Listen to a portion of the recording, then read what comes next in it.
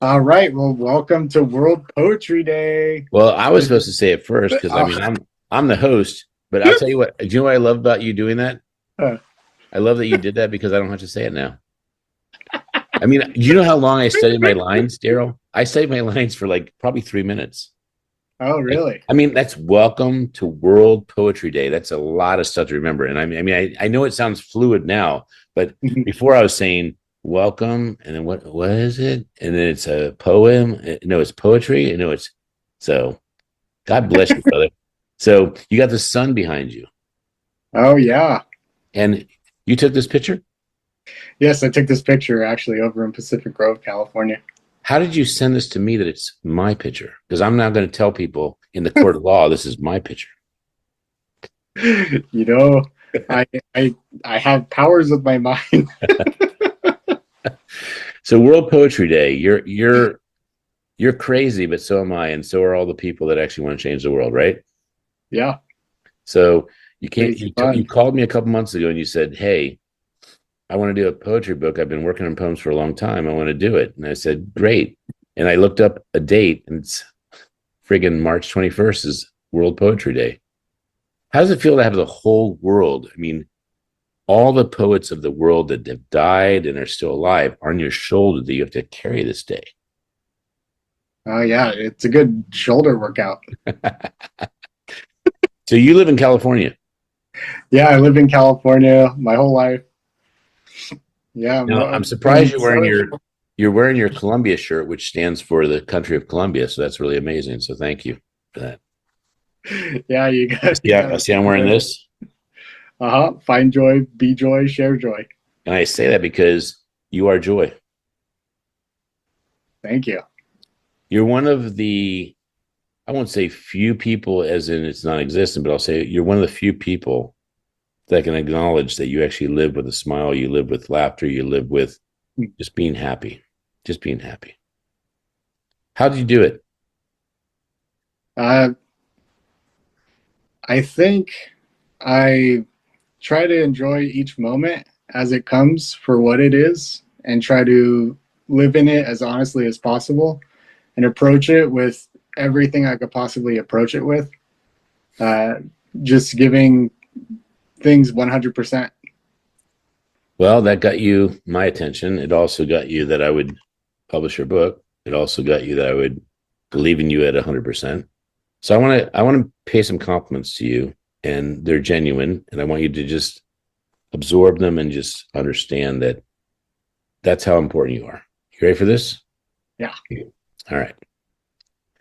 You're one of the most honest people I've ever met. You're one of the most willing to volunteer people I've ever met. And most of all, you're one of the most courageous people I've ever met. You never are afraid to just step up and do what needs to be done for a friend or for making a difference or for just sharing that you care. I just want to tell you, I noticed it and I called you and I said, "How can I help you?" And you said, "I'd love to publish poems." And I said, "Done." Is that true? Yeah. So that our audience hears that the sun behind your head that glows beyond you Uh-huh. wasn't always the case.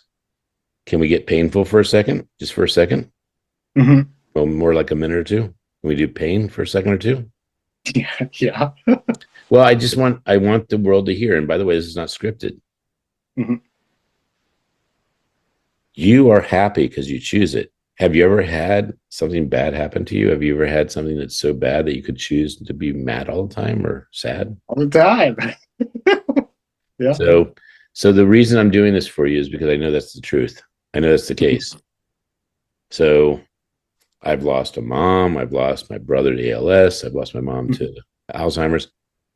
What was something that happened to you that could have wrecked you, but you chose not to let it wreck you? Uh, well, plenty of things. There's suddenly having a lot more expenses with, well, got fired from a few jobs. I had, while renting out over here in Pacific Grove, I've had, uh, plenty of you know, Setbacks. We'll call them troubles. Yeah, setbacks. setbacks. Setbacks. Mm-hmm. So, in other words, you're not a person that comes to the stage and says, "I'm good, everything's taken care of." You actually make it happen every time. Yeah, yeah. I mean, if there's difficulties, there's if there's difficulties, there's opportunities. Right. So you could dwell on what's difficult, or you can dwell on the solutions and acting them out. So I'm going to cuss for a second, okay? Uh-oh. You're going to secret freaking knock, and I'm going to take out the cuss word. You're going to secret knock in a week, Yeah. like next week after the World Poetry Day. Mm-hmm. It's like $3,500 or $5,000 a ticket. I don't need to know what you paid. What I want to say to the audience is nothing stops you from being there. Yeah. And the other thing I want to say is that's how we met. Yeah. And the other thing I want to say is again and again and again, we met at Secret Knock over and over. And we finally broke bread together. We had not technically bread, but Thai food, I think it was. And we laughed our friggin' butts off. I mean, yes, we still have butts. And for those of you who are concerned that the butts fell off, no. They remained. But they remain. But after I met you, I said, anything I'm doing, I want you, Daryl, to be part of it. And you always responded with yes. Always. Mm-hmm. Yes. Which told me three things about you. One, that you are definitely freaking crazy. Two, that you care about me and my mission. Mm-hmm. But three, that you have something important to say that you'd like the world to hear. And I just want to acknowledge you before we start this beautiful World Poetry Day, that I don't have a poem to say to you right now, Mm-hmm. but you're going to hear some poems that I made that you're going to hear a little bit about what you inspired later. So we have a dozen or so poets that you're going to hear their heart. You're going to hear that they're creatives. You're going to hear that they believe in humanity, or that they're saddened at times by just the way life goes. And I think poetry, as much as I did not understand it before, that through Tony Barnett and yourself, I'm a stand for poetry, because it's a painting with words. It's humanity on a page. Oh. And this came from you, brother. This came from you. So in our culminating thoughts of this welcome, I just want to say thank you for allowing me to believe in you, but more importantly, that you prove it's the right move to make. Yeah. Thank you. You were at Black History Month. Who is the person that you edified? Sunhouse. Say it again. Sunhouse. Sunhouse. Mm-hmm. Do you know what every single person that was there that day, black, white, whatever color, said? They said, wow. They said, thank you. And they said, another testament to why Black history should be celebrated. You picked somebody that I don't know how many people have heard of him, but more importantly, they didn't know how important he was. He was very, very important. Oh, yeah. You're going to get a second chance to share, so that someone listens to your amazing of the 170 presentations I heard on Black History Month. I will tell you that was one of the more eye-opening ones of all of them. People really recognize that a person who is not Black speaks of someone that altered their experience of life enough to say Sunhouse needs to be spoken for and spoken about. So would you do 30 seconds to maybe a minute about who Sunhouse is real quick? Yeah, sure. Yeah, so Sunhouse is a blues musician.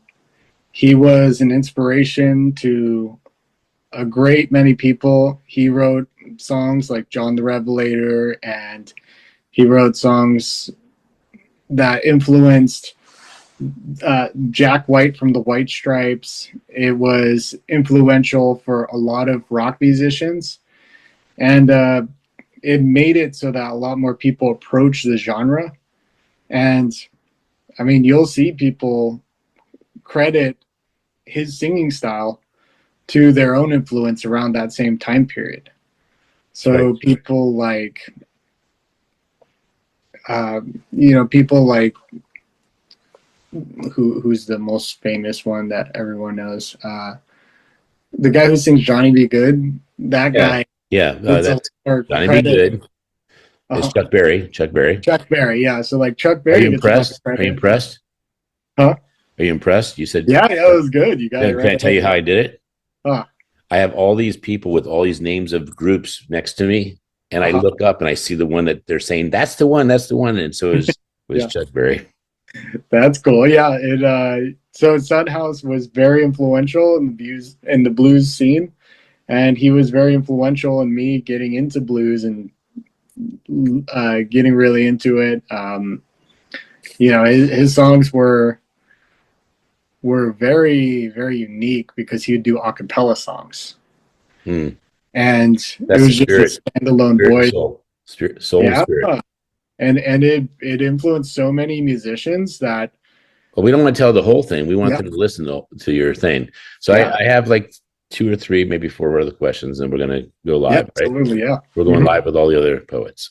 All right. So Yeah. number one, why this cover for your book? And by the way, before I say why this cover, Mhm. let me see if I can find it real quick. Oh boy, I'm gonna say, why don't you talk about why you did the book first, not in the cover. Tell why you did the book. So the reason I did the book is because I've been doing poetry for about 20 years. I've been doing it in different forms. I did it as a musician. I did it when I just got really into it during a hard time in my life, and it made me fascinated with creating poetry. That's when I started getting to John So Keats. you say a hard time of your life. Tell me what that Mhm. means. Hard time of your life. Oh, it was just after I tried to build a guitar business when I was 19. I was thinking, I'm going to build a bunch of these. It's going to be so easy. And then I found out that you can't just attach strings to a cookie tin and then So turn it into a guitar. so you're 19. You were 19, and now you're 21. So it's been 2 years since Yeah. that experience. So that was really a hard time for you, right? Yeah. Well, that it was like the loss of my money, and it was during the economic crash, and Was that well 1930 or 1929? is the it was the 2009 one or 2008. 2008. 2008 Yeah. to be specific. Hmm. Well, let me. I don't want to. I don't want to interrupt you, but I also want to just make sure that I'm showing people this. This is the book. This is the cover you're seeing behind us, and you are encouraged to not encouraged. We're insisting that you buy this book, and then you drop down here, and you're going to write a review. The reason that's so important is because when you write a review for an author, you're saying, you made a stand for humanity. I make a stand for you. That's what it really means when you actually do a review.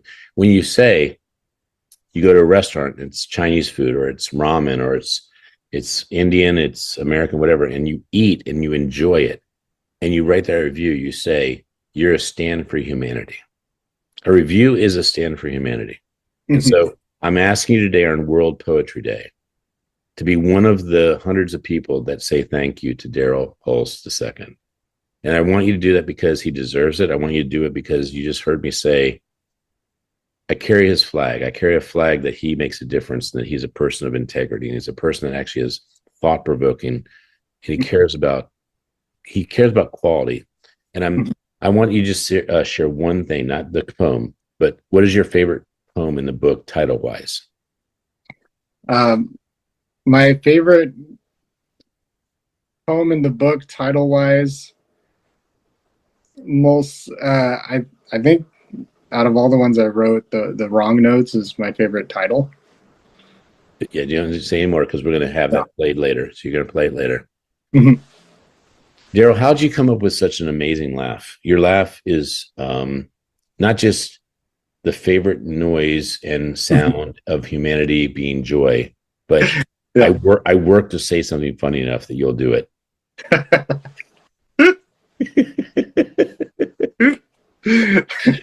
So the best day, one of the best days of my entire podcasting career, I've done right now. It's hard to believe it, but I've been over 1,000 shows. And of the 1,000 shows, I was on your show, and we were going 45 minutes. And I said, "So, Daryl, are you ready? I mean, I'm ready. I'm ready. I'm prepped. Let's do the show." And you go, "We've been doing it, dude. I mean, we've been." Yeah. And when you did that, we did a show backwards of you being on my show, where we propped. Well, no, we prepped it to be that exact compliment back to you. But Uh-huh. when you did that show with me, I remember you were so chill, and we're just talking, and it was a show that would never be considered a show, with how cool it was. It was just so vibe of we're just chilling. Yeah. And you remember, I don't know if you remember, out of all the shows you've done, but do you remember when I actually stopped at you and said, "So when are we starting?" Do you remember Yeah. that? Yeah. I remember that. Yeah. Yeah. You're like, Was that, but this was is that going different? great, but what are we? But was that different? Was everyone else like in the vibe that it's just the show? Or was I the only one? I mean, how many people do that? So I think I started everyone else saying that I'm recording and that I'm live. You just happen to be the only one I missed. I'm so glad you missed it, because it caused that show to be one of my favorites of all time. And I've done so many shows, I can actually say that is one of my very favorite shows of all time, because it was so startling that when I said that, you go, "Dude, we've been in the show, man. We're live." Yeah, we've been here. Oh my God, that was so amazing. And then the Thai event with Dr. Brody. What a great, but big props to Secret Knock, Dr. Greg Reed, Dr. Brody, who joined us, you, your wife, the fact that there is a holiday called World Poetry Day. This was not supposed to be this long of an intro, but I just want to say this dude's vibe is so contagious, is what I live for. It's what I want to actually amplifying goodness, with a card called Keep Smiling. And it's funny, I usually have them handy, but I'll just say that if I don't have it handy, I'll at least hold up that I made a smile channel that actually says that what he does with smiles and laughter and joy, you can't tell Daryl's having a bad day, but I'm going to tell you what, that's because he chooses to make it a great day. It's not denial. You just choose to make it a great day. So Yeah. I love you, brother. You're awesome. Love you too. So this is the beginning of a great day. You're going to hear all these poets share their heart. Support them. If they have a book, buy it. If you don't want to buy it for the whopping 99 cents or $1.99, please at least share their video. Have their words count in the world. I mean, it's so funny. There's bystanders and there's upstanders. And a bystander watches things go by, whether they're good or bad, and they don't do anything about it. Be an upstander. Upstand goodness and say, Daryl's worth the same thing I believe he is. Celebrating a day of the entire world of poetry. And, you know, Daryl, we don't have 100 countries. We don't have 50 countries here. But I'll tell you what we do have. We have a start. We have a start. So this is our second Poetry Day. This is World Poetry Day, and it's dedicated to Daryl Hulse II for stepping up, publishing his book, not knowing how it would all work out, but knowing that he believes that everything can happen. So yeah, I'm glad you're here. I love I got the sun beaming off my bald head. Yeah. It's like it's protecting. How do people connect with you, Daryl? So I'm simply Daryl on Instagram. I'm also, my book's gonna be on. It's on Amazon right now. It is on Amazon right now. Yeah. In fact, we're thinking about taking it down so no one can buy it on the day of poetry. Yeah. It scares It'll be the mean trick. It'll be the mean trick I've never done in my life. No, your book. So your book is available. It's there to change the world. It's only 99 cents for the digital. Make Daryl a happy day. I mean, this is his poetry day. And how many years have you been writing poetry? I've been writing it since I was 16, so about 20 years. Yeah. How many hours is that? How many minutes is that? I'm good at math, but not that good. All right. So are you over 21 though? Seriously? Yeah. All right, good. So everyone multiply it times at least five, whatever you're thinking. All right. So we're going to have our next poet. I want to give acknowledgement to Faison Manzour, who is programming today and making all the back end stuff that happens in production happen. I want to thank Tanisha Carroll, who's our director of events. I normally do these things at the beginning, but I don't want to leave it out. Um, and just how important my son is, that he may not be doing a poem today, but how important he is that I actually made this channels to let him see that when the light shines, it's because someone actually let it shine to the world. So, Daryl, thank you so much. I look forward to hearing all the people share their heart. It's interesting, but a live event is exactly that. You don't know what's going to happen next. So, Yeah. thank you.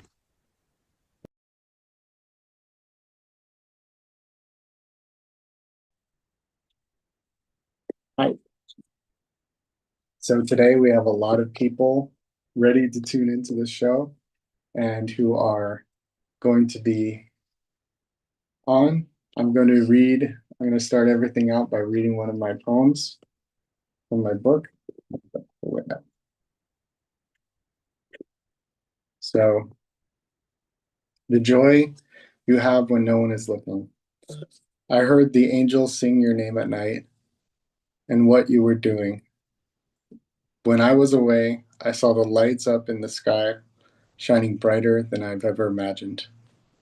And yet, they weren't brilliant in the slightest compared to your brilliance. Mere imitations, and poor ones at that.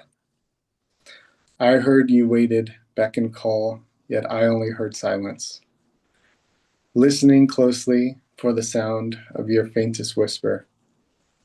And when I saw people dancing, I even saw your movements woven in.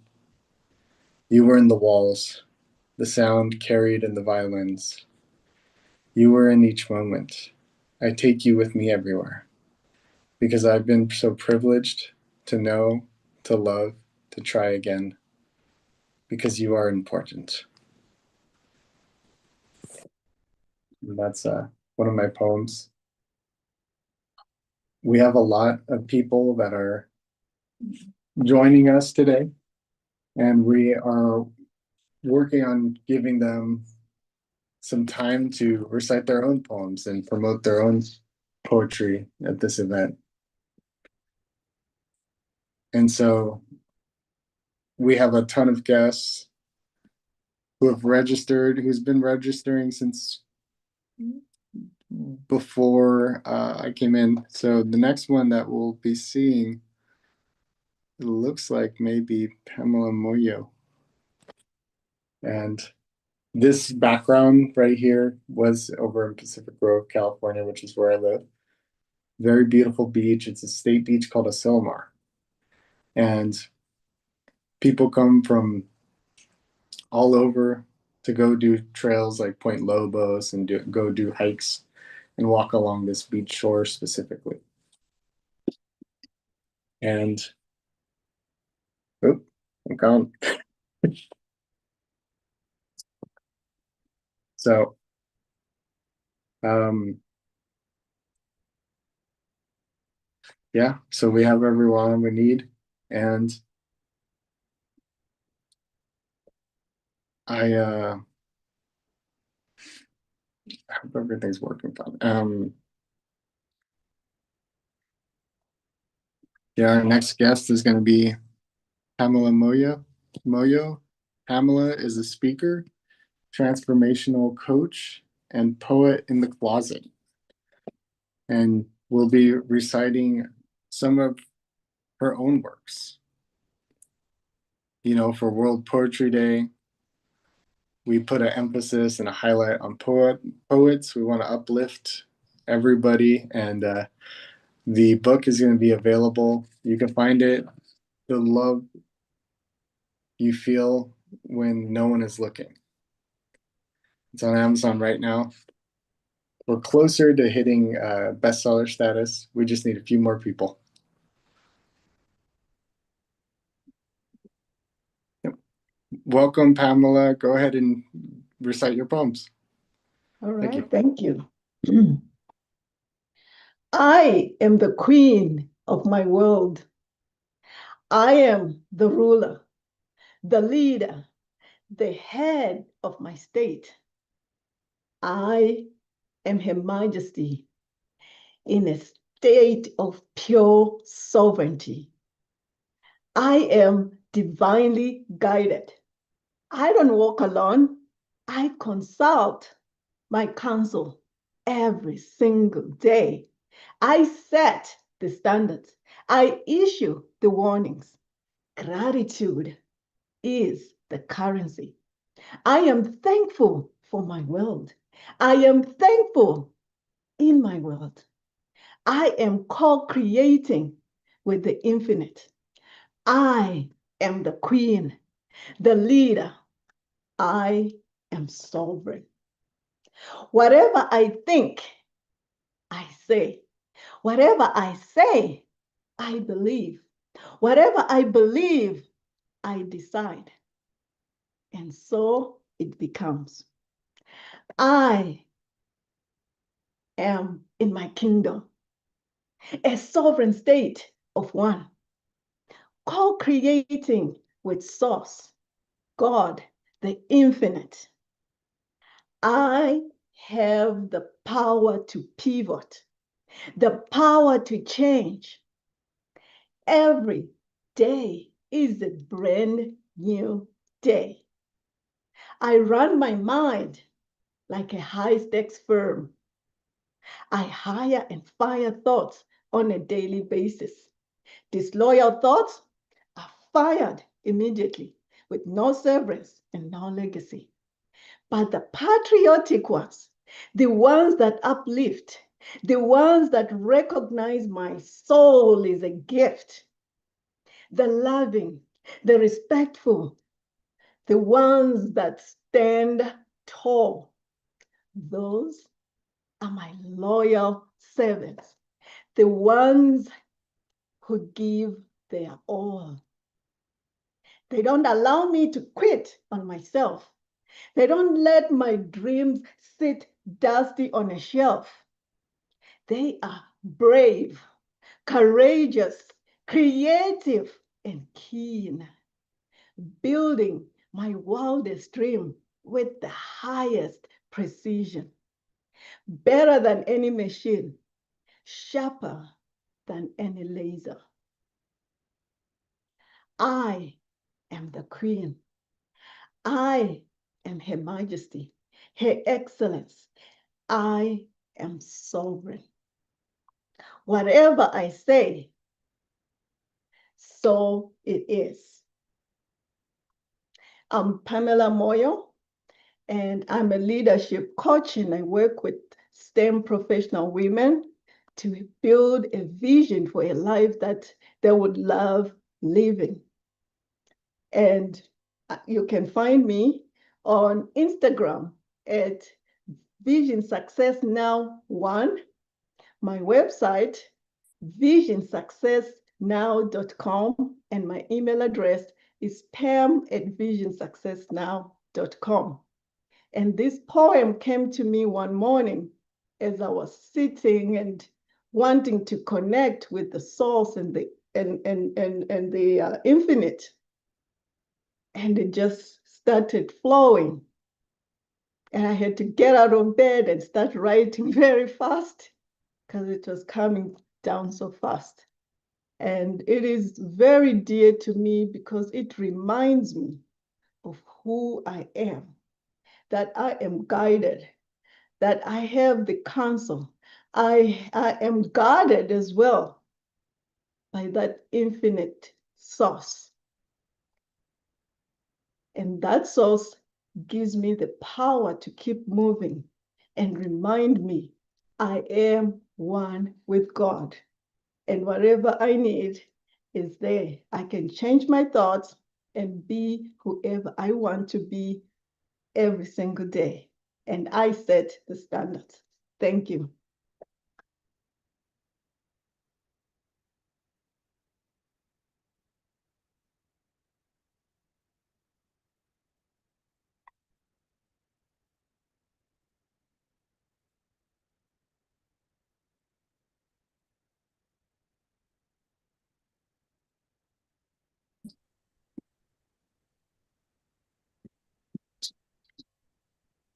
Thank you so much, Pamela. Thank you Thank so you, much for Daryl. participating. Now, where can people find you on social media? Yes, I am on Instagram at Vision Success Now One. Nice. And yes, and my website is visionsuccessnow.com. My email address, Pam, which is PAM at visionsuccessnow.com. Great, great. And yeah, so everybody who's on today, go follow Pam at visionsuccess.com. Go keep up with their story, keep up with their tales. It's great to hear from other poets, even if you're in the closet about it. Get out of that closet. you know.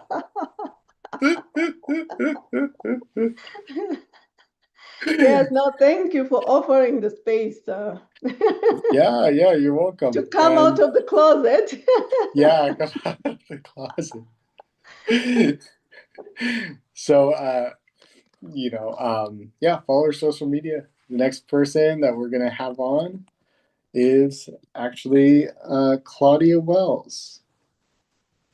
And so Claudia, let me just pull up her little descriptive right here. So I'll make sure I'm correctly introducing people.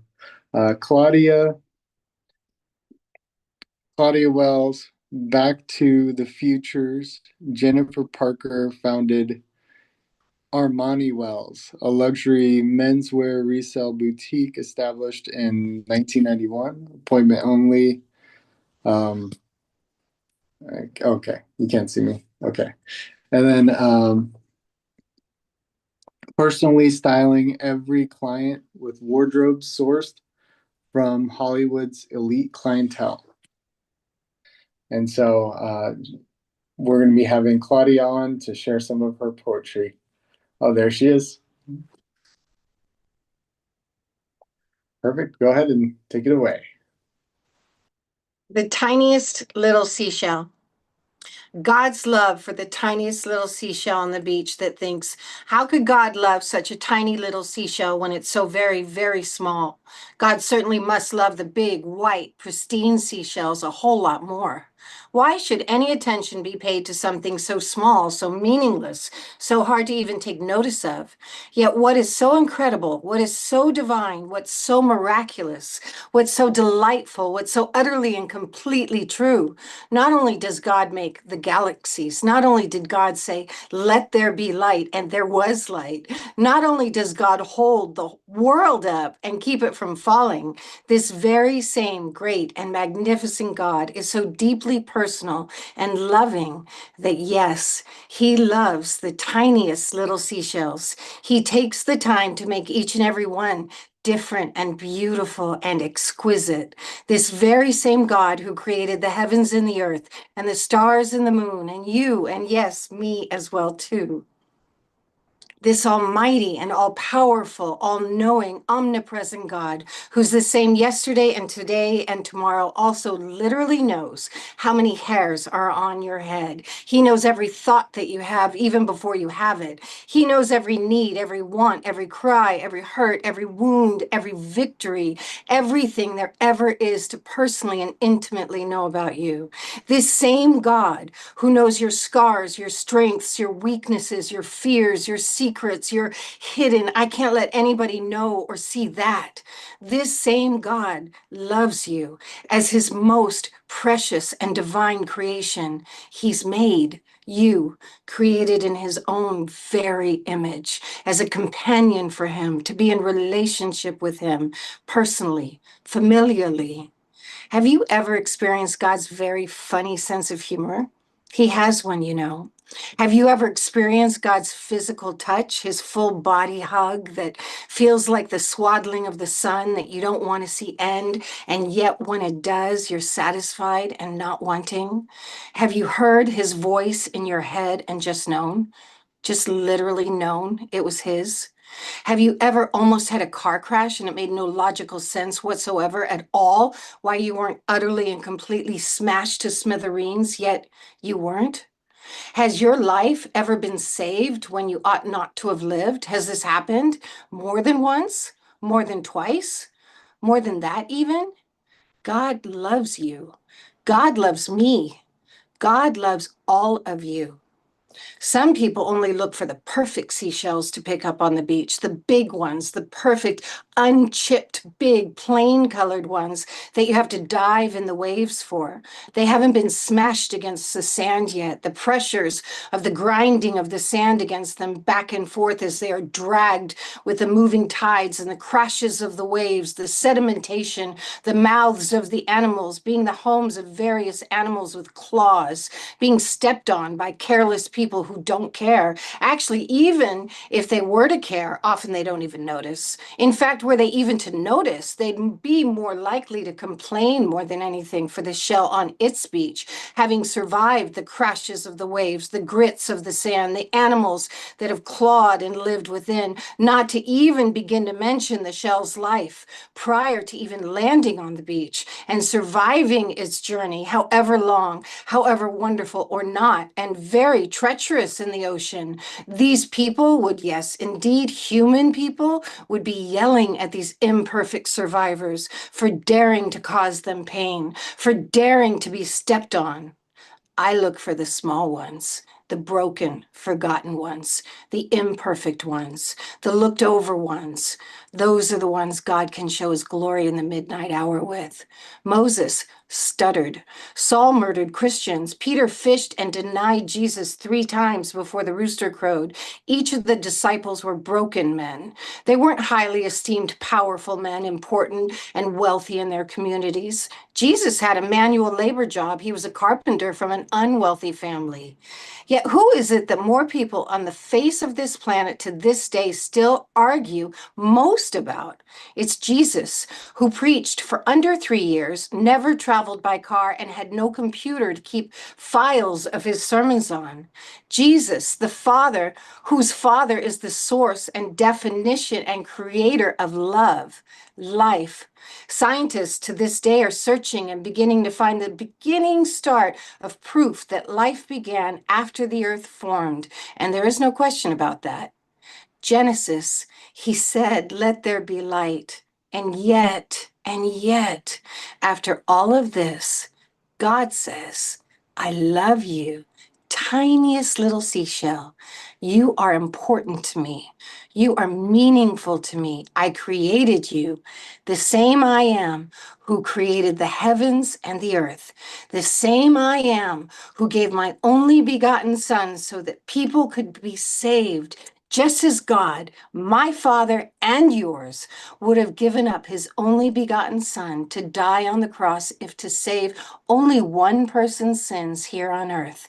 This same God, who knows how many hairs are on each of our heads, made and loves the tiniest little seashell.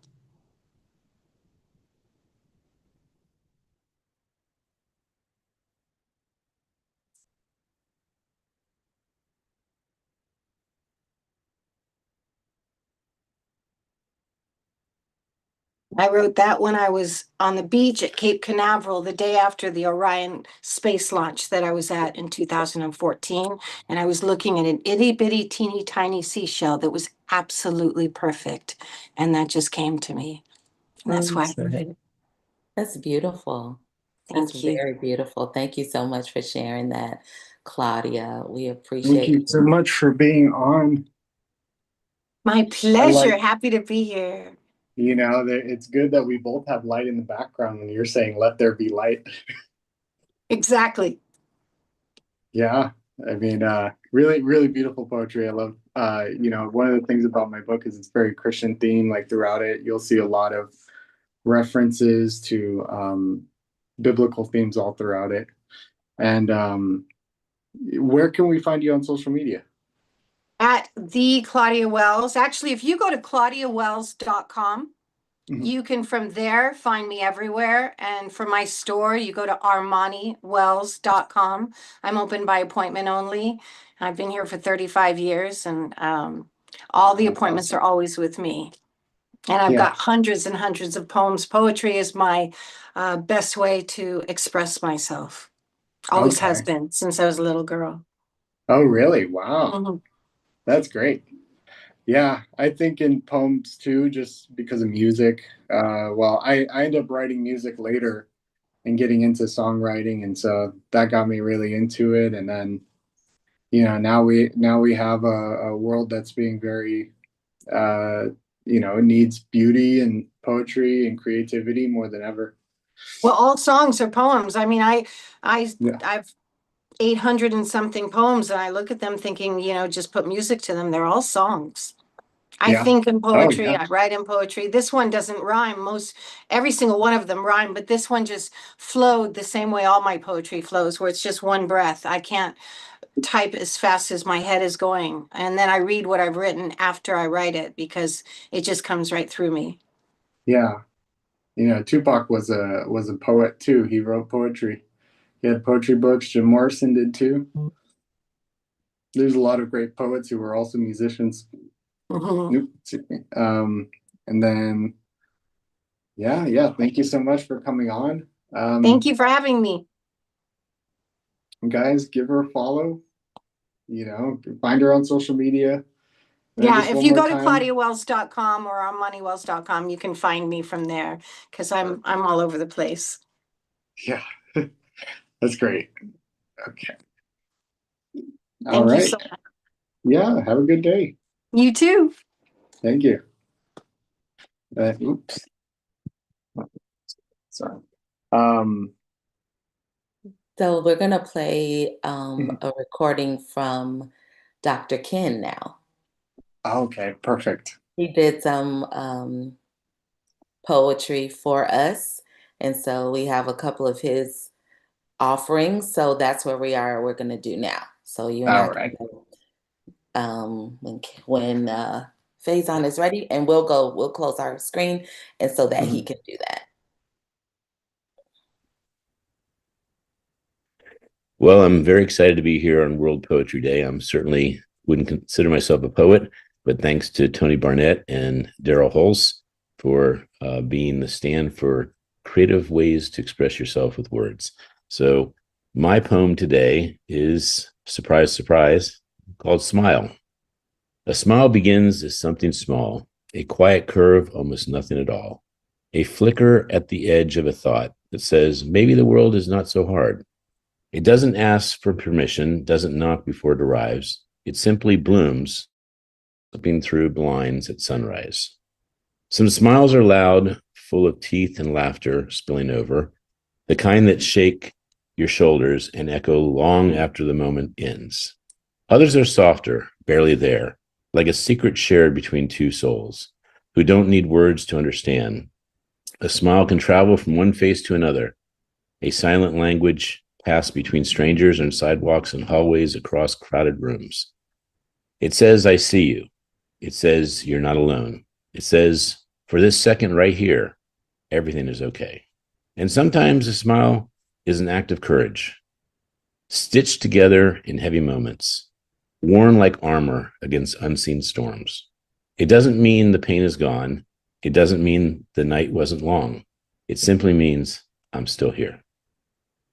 Think of how a single smile can change the temperature of a day, turning cold glances into warmth, turning distance into something closer to home. Think of how it lingers, how it stays behind in memory, like the last note of a song you didn't want to end. So keep one ready in your pocket, in your breath, in the quiet corners of your being, because you never know when someone might need it or when you might need it yourself.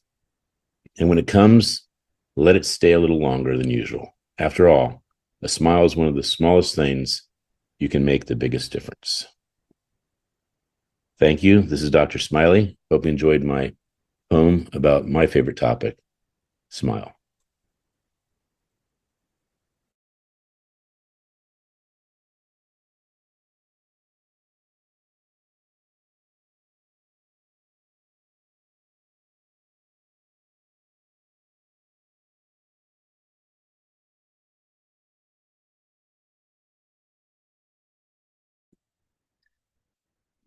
Well, thank you so much, Ken, for having that poem.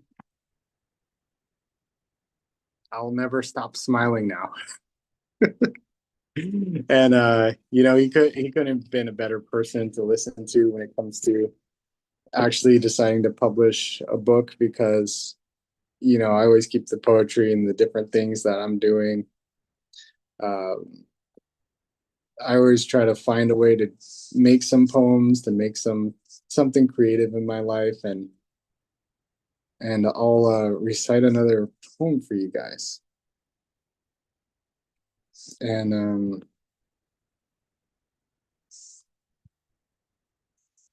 I believe yeah, I think I still have that slot there. There. So here's another one, real quick. This one is called "Something Good Is Waiting." Look, it's beyond where eyes can see. Listen for it. It's beyond the sound waves of the present. There's a silent meaning awaiting. There's things inside you yearning for it sometimes. You can even touch it, what it is yet. You can even touch what it is, yet the news will tell you no. The people you love may be doubting. The signs and stars may not align you want them to, the way you want them to. It's not all up to you, otherwise today wouldn't be. You may be unaware when it comes. You may be looking for the same as before. You can look out every window and every door, but at 93, see, you were living something greater than any dream. It's because in the moment it feels normal, how it was always supposed to be. Even this day, you'll miss it for what it was. Youth doesn't just come back. The years all pass, every present, future, and past. And yeah, that was another poem from the book here. And the next guest is going to be Rosalind Severin McLean. She is a multi-gold award-winning author and poet, transforming lives of everyone she touches with oceans of thoughts. And welcome, Rosalind, to World Poetry Day. Thank you.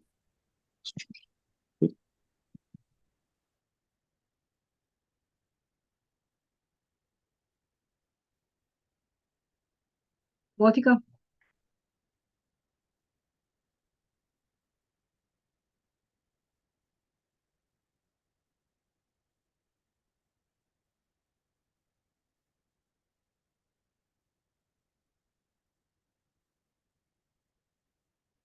You can go ahead and share your poem whenever you're ready, okay? All right, thank you. Yes, ma'am. Yeah. Okay. This poem is called Cream Gold. It's taken from my book, Oceans of Thoughts, Book 3, the third volume. The preface: a beautifully written account of thorough bliss, of interpretations, of experiences shown to my being in spirit, an understanding of the intuitive, the wisdom, and the application to thought. As I write this inspirational poetry, transporting through 3 petals, I generate that mystical grace to inspire you. Cream gold. Just as the dance of the perfection of the wintry skies bursts through freedom, the stars and the galaxies dream in effervescence, harmonizing around creation's best. Just as the dance of the perfection of the frigid night perceives the mysteries of the February moons. Nothing is more breathtaking in its elements throughout the vast expansion than the blissfulness of the dance. As I lay flat on my belly, in the 2 o'clock hour of the silvery midnight moon, transcending through a different space. He stood apart from me in that mystical yellow light. He was graced with stature, perfect with cream gold hair, brushed to the right side, figure of light complexion, and strikingly tall. In that meditative space of the 2 o'clock hour, I sensed his presence, observing me from a distance. The ripples of currents transcending through quiet meditation saturated the air in the sleep of the silence. He vomited a substance out of his gut, smooth brown olive oil tea, a process of cleansing and anointing and purpose known to no other. Then, levitating slightly in a puff of wind, he advanced slowly towards my slumber, cream gold hair flapped. He floated on the rhythm of the sound of the divinity to fulfill his assignment, and in that puff of purity, he levitated over me. As I lay flat on my belly, with the aroma of incense, he pressed his 10 fingers as though on a piano, penetrating heat currents through 7 mysterious pressure points across the surface of my back. In a short, timely, transcendental process, and soon thereafter he vanished. In the dance of the perfection of the wintry skies, glistening in cream gold, embellished in its entirety. Time holds no boundaries. The nothingness of time that energizes the psyche of the nature of the infinite design. In the absolute tranquility of the silence of the 2 o'clock hour of the silvery midnight moon, he made me cognizant of his element of wisdom, orchestrating, understanding, inspirational, translucent through the ineffable touch. As I lay in the waking hour, in the waking state of that meditative sleep, immersed in thought, consciousness awakened, the melodies of the song of the greatest home saturated my being. A preternatural experience choreographed, embedded in the knowing of the mystical dance. A paramonial range echoed, synchronizing sounds, stimulating life energies from the core of existence. As I lay, awoken from the meditative sleep, immersed in thought, transcending, just as the dance of the perfection of magnificent skies burst through freedom. Om, to the omniscient I am. Om, Shanti, Shanti, Shanti. Peace. Namaste. This is taken from Oceans of Thoughts, Book 3, Pringle. And that was an experience I had through sleep, in meditation, in dream. Oceans of Thoughts can be found on Amazon, Barnes & Nobles, Ingram Spark, Walmart. I am on Oceans of Thoughts YouTube, Facebook, Instagram, Spotify, my website, oceansofthoughts.com. You will see my 4 books on my website and the links to my books. Thank you so much for listening to Cream Gold, Oceans of Thoughts, Book 3. thank you so much, Rosalind, for coming in and giving your ocean of thoughts to us. I appreciate it. Thank Feel you. the currents getting me. Yeah, It was this great. I is loved it. Yeah. yeah, I appreciate it. Yeah. That is my take on inspirational poetry. I Yeah. download it as it comes. Yes. Yeah, that's great. And I can see your Thank very you. colorful personality by all the colors of your clothing too. I'm a cultural artist, so Yeah, yeah, it's I great represent stuff. the culture. That's awesome. Thank you. Yeah. And thank you for attending the event. We have a lot of people that are coming, that added in. And we're really lucky to have had you on. Thank you so And much. I oh appreciate the yeah, opportunity. and then where do we find you on social media? Yeah. Is it I'm on your name? Facebook and yeah, Facebook, Oceans of Thoughts, Oh, and also Instagram, Oceans of perfect. Thoughts, my YouTube, Oceans of Hmm. Thoughts, and also my website is oceansofthoughts.com. And please, Perfect. give me reviews, share, support Oceans of Thoughts. We need all the support we can get. Okay, perfect. Yeah, Oceans of Thoughts. Makes it easy. Everything's the same name. Oh, yes, yes. That's how it came through. Oceans of Thoughts. And I have the same Oh, picture on all the different platforms, so you can't miss me. yeah. Yes, yes.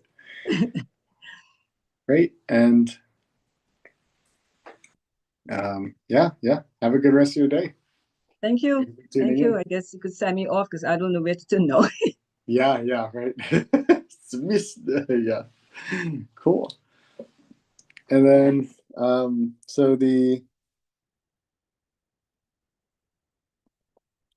next speakers are going to be Jennifer Gellock, Matt Whaley, and Martha King.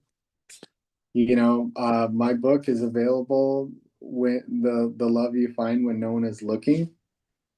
So you can get the book. It's on Amazon right now, so you can pull it up right now. Um, I was notified during this stream that we are already a bestseller. We outperformed in the I've worked hard to help make that move a little closer. Yeah, and so the next person, Jennifer, are you ready? I'm ready. Yes. Thank you. Perfect. Go ahead and come on in.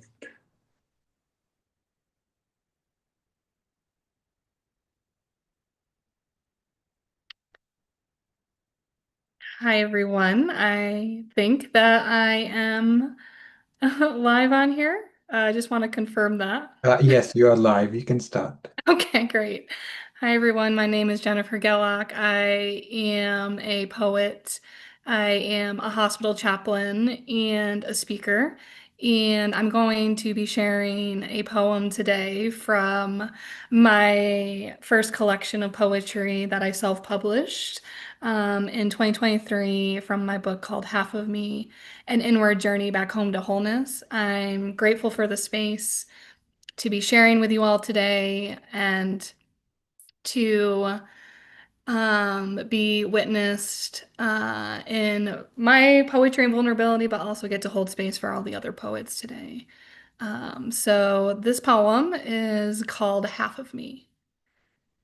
There are a million half-written poems in half-filled notebooks stacked on the shelves that I put a half-ass effort into building. And within all these poems lies only half my heart, because I wrote them from half-felt emotions stemming from my half-lived human life. Honestly, I think for when you read my words, you'd only learn half of who I truly am. It's just like when my friends pick up the phone to call me and they only tell me half the truth.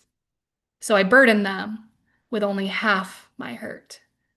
And sometimes I wonder if half of anything will ever be enough. I mean, it must be, because I have heard the stories of people who have traveled halfway around the world to meet the love of their lives against all odds. and those who see the glass half full referred to as the optimistic ones. And even under the light of a half-lit moon, there's still enough energy to pull the tides that sustains the rhythm of all of our human lives. But if I'm being really honest, I think I've always known that half of anything will never be enough. Because when I hold myself back, I know I'm only halfway to freedom. I've learned that half-kept promises will only break others' hearts, and that half-lived dreams won't move me any closer to fulfilling my ultimate destiny. Honestly, I think for when my last day comes to live, I think I will be sad if I completed only half my earthly tasks. Now, there are a million half-written poems and half-filled notebooks stacked on the shelves that I put a half-ass effort into building. And at the heart of all these half-done things, I finally learned it was just the fear of being fully seen. Thank you.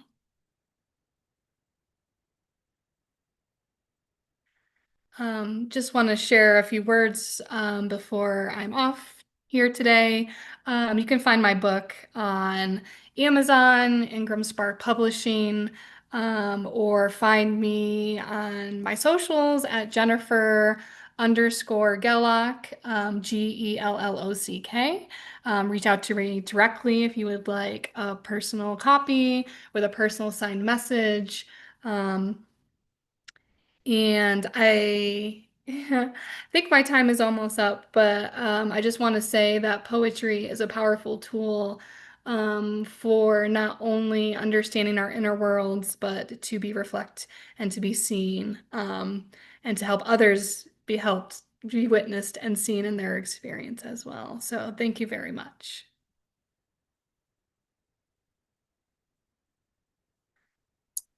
Well, thank you, Jennifer. What a beautiful poem. I love it. Great job. Congratulations on your book.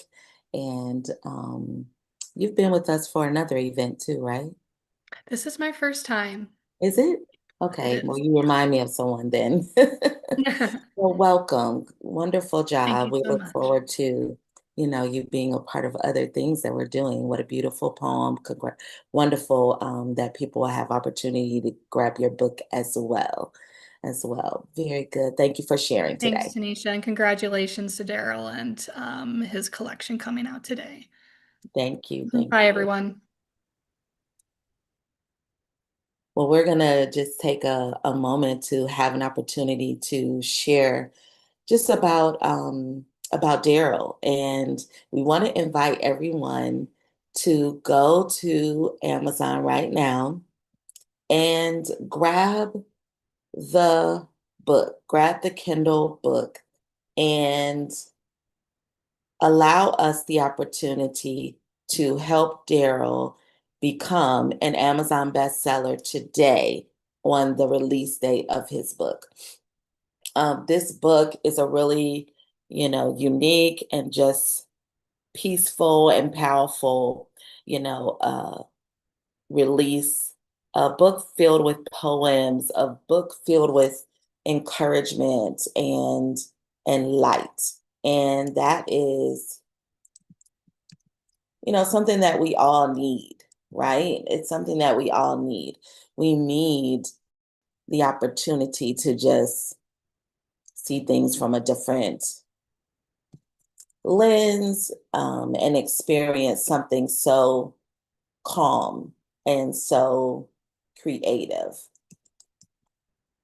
And so I want to make sure that you know that if you are on YouTube, you can grab this link. If you are on Facebook, you can grab this link. And we are excited to share it with you. I mean, the book is on Amazon. It is just a beautiful book. I read a few of the poems already today. It's called The Love You Feel When No One Is Looking. The Love You Feel When No One Is Looking. And that bright light that you see every time Daryl comes to the stage, that is his book cover. Hello. that's his book Nice. cover. And isn't that so powerful and so beautiful? So we're Daryl, tell me about the impact and influence of poetry in your life. So poetry has been something that helps me during hard times.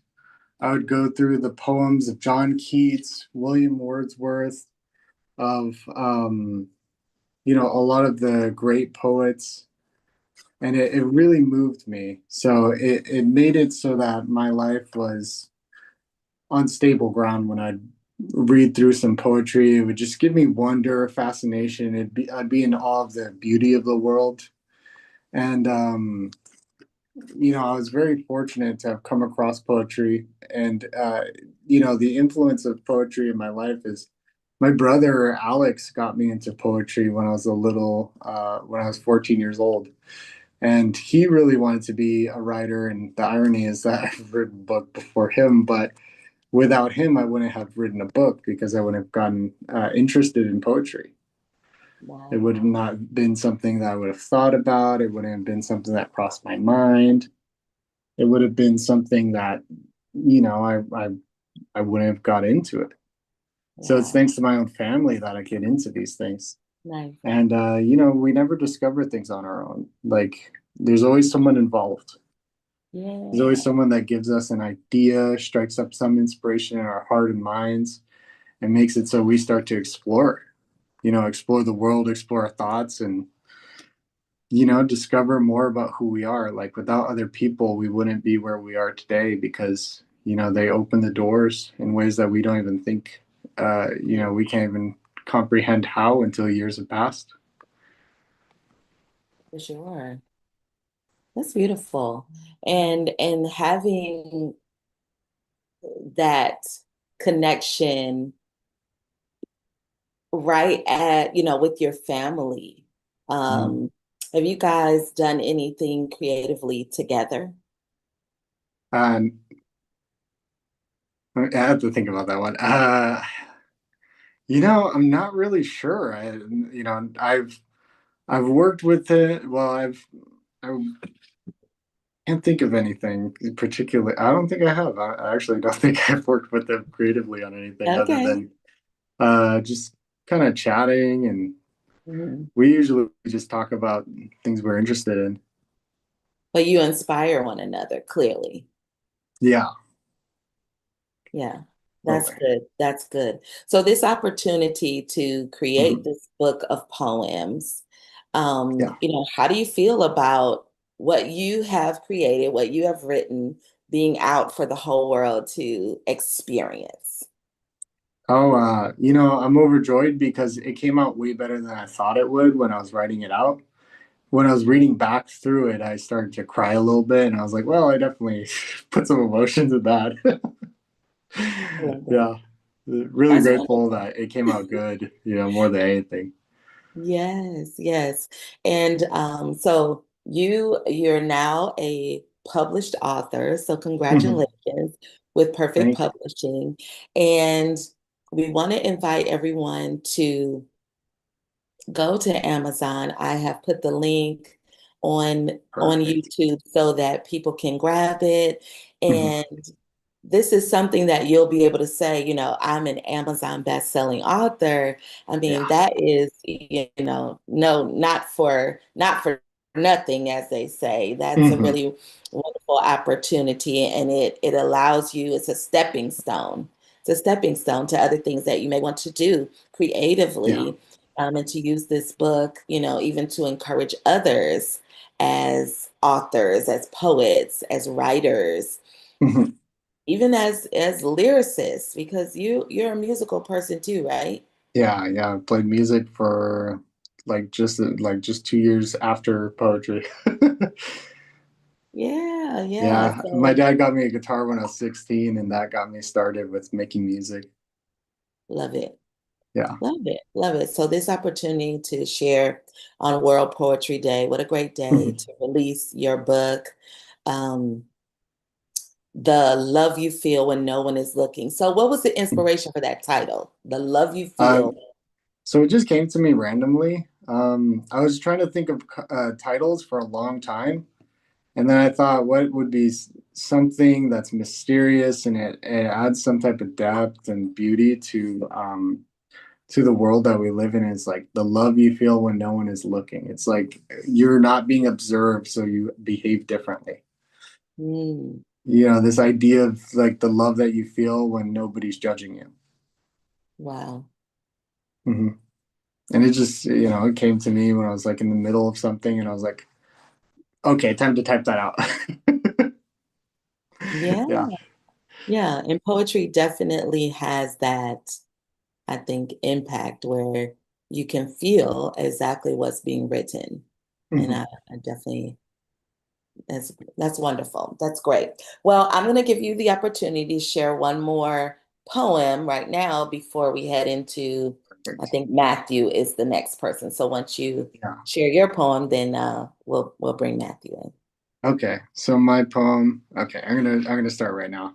Okay. Uh, the poem's titled "You Saw Me Living, I Saw You Comforted." We are both our own people.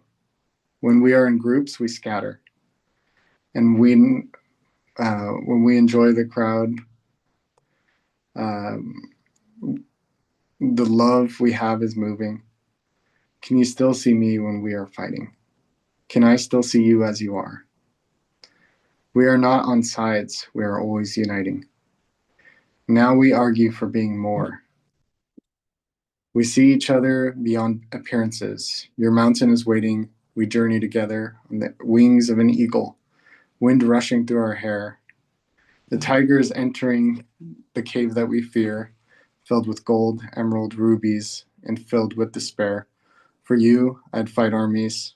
What's a tiger even there? And then that's my poem. And we're gonna have Matthew on next. So Matthew Wally, are you ready? Hello.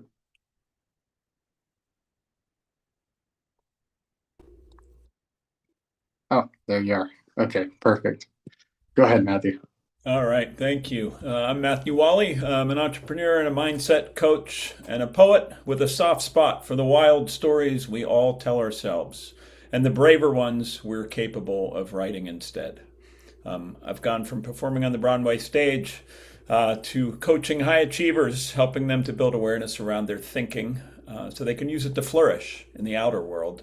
Um, my poetry is very often inspired by the words of others, and this particular poem was inspired by a day with amazing people and speakers, and it's all about finding our worth, being kind to one another, and remembering that we are all stronger together than we are on our own. Tapestry. A thread so simple and so small weaves in and out the lives of all. For some, it weaves rich tapestry. They hang on walls for all to see. Yet others, hearts threadbare they hide, fearing all that's deep inside. What's good within they cannot find, for years of judgings left them blind. For they believe, upon reflection, their mirror image needs correction. But what that looking glass reflects is processed through their own defects. No, not their mind, their looks or color, not their race, their creed or mother, not their lack of charm or grace, not the acne on their face. That image there, that's staring back, is out to prove this person's lack of what he or she thinks is right or good and proper in the sight of parents or society, religion, schooling, or TV, mainstream news, or things political, Broadway dramas so satirical. And the defect as they stand there naked, judging self and all things sacred, that causes eyes with tears to blink, all starts inside with how they think. So the next time you get out your thread, to weave the path you wish you'd led. Remember that the past is gone. Tomorrow's sun has yet to dawn. Today's the only place for you. It's time to start and think things through. Conceive what in your life you'll weave. Believe in self and then achieve. Remember, woven threads last longer. The relationship they form is stronger. So sharing threads may help a friend. The benefits will have no end. For givers gain, so give with care. Mend the hearts you see threadbare. Give of self abundantly, and weave your own rich tapestry.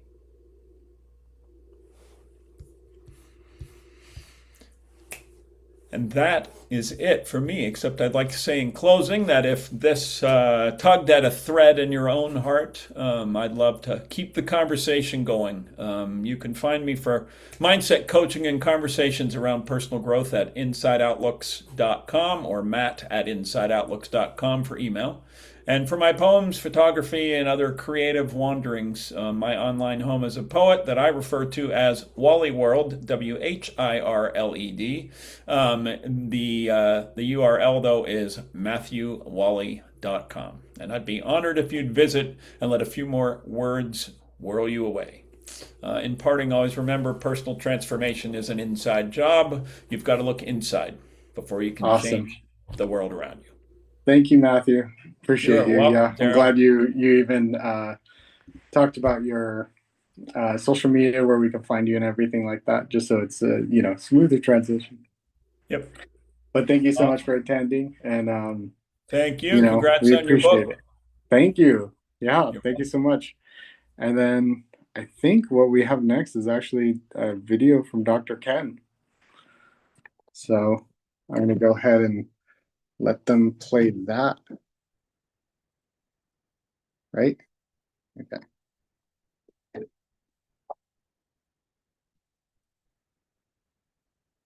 Okay. There we go. Hi, I'm Dr. Smiley. Oh, that's it. And besides the word smile, the thing that probably brings the most joy to my life is a book, whether it's a book I write, a book I read, or a book I help publish for somebody, giving them a piece of legacy, a chance to have their message heard, a chance to have impact in the world, and most importantly, to bring more happiness to the world. So here is my poem called A Book Can Save a Life. A book can arrive when nothing else does. No answers, no voices, no clear way forward, just pages waiting like a door that never learned how to close. You open it slowly, not knowing what you're looking for, only that something in you is tired of carrying everything alone.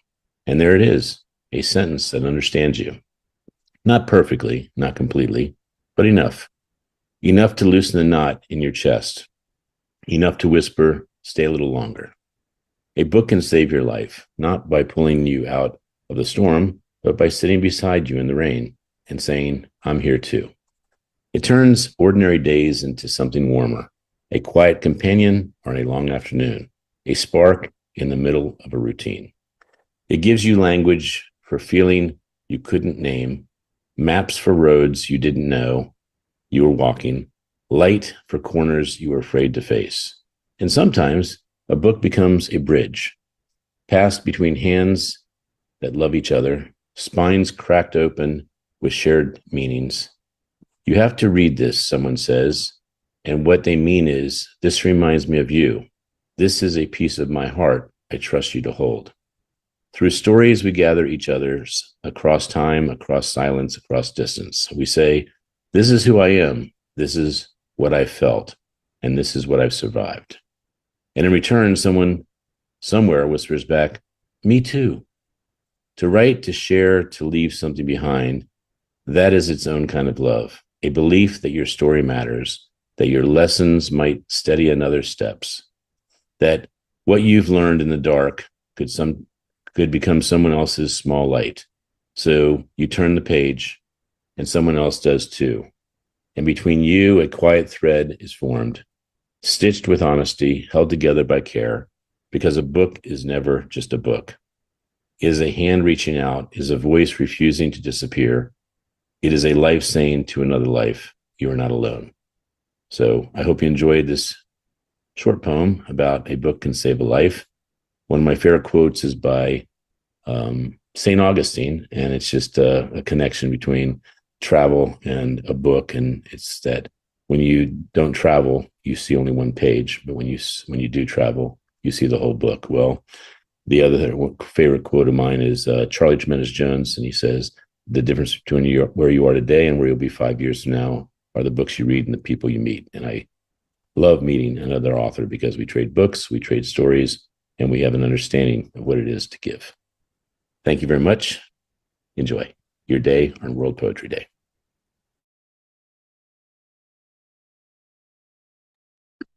Yep.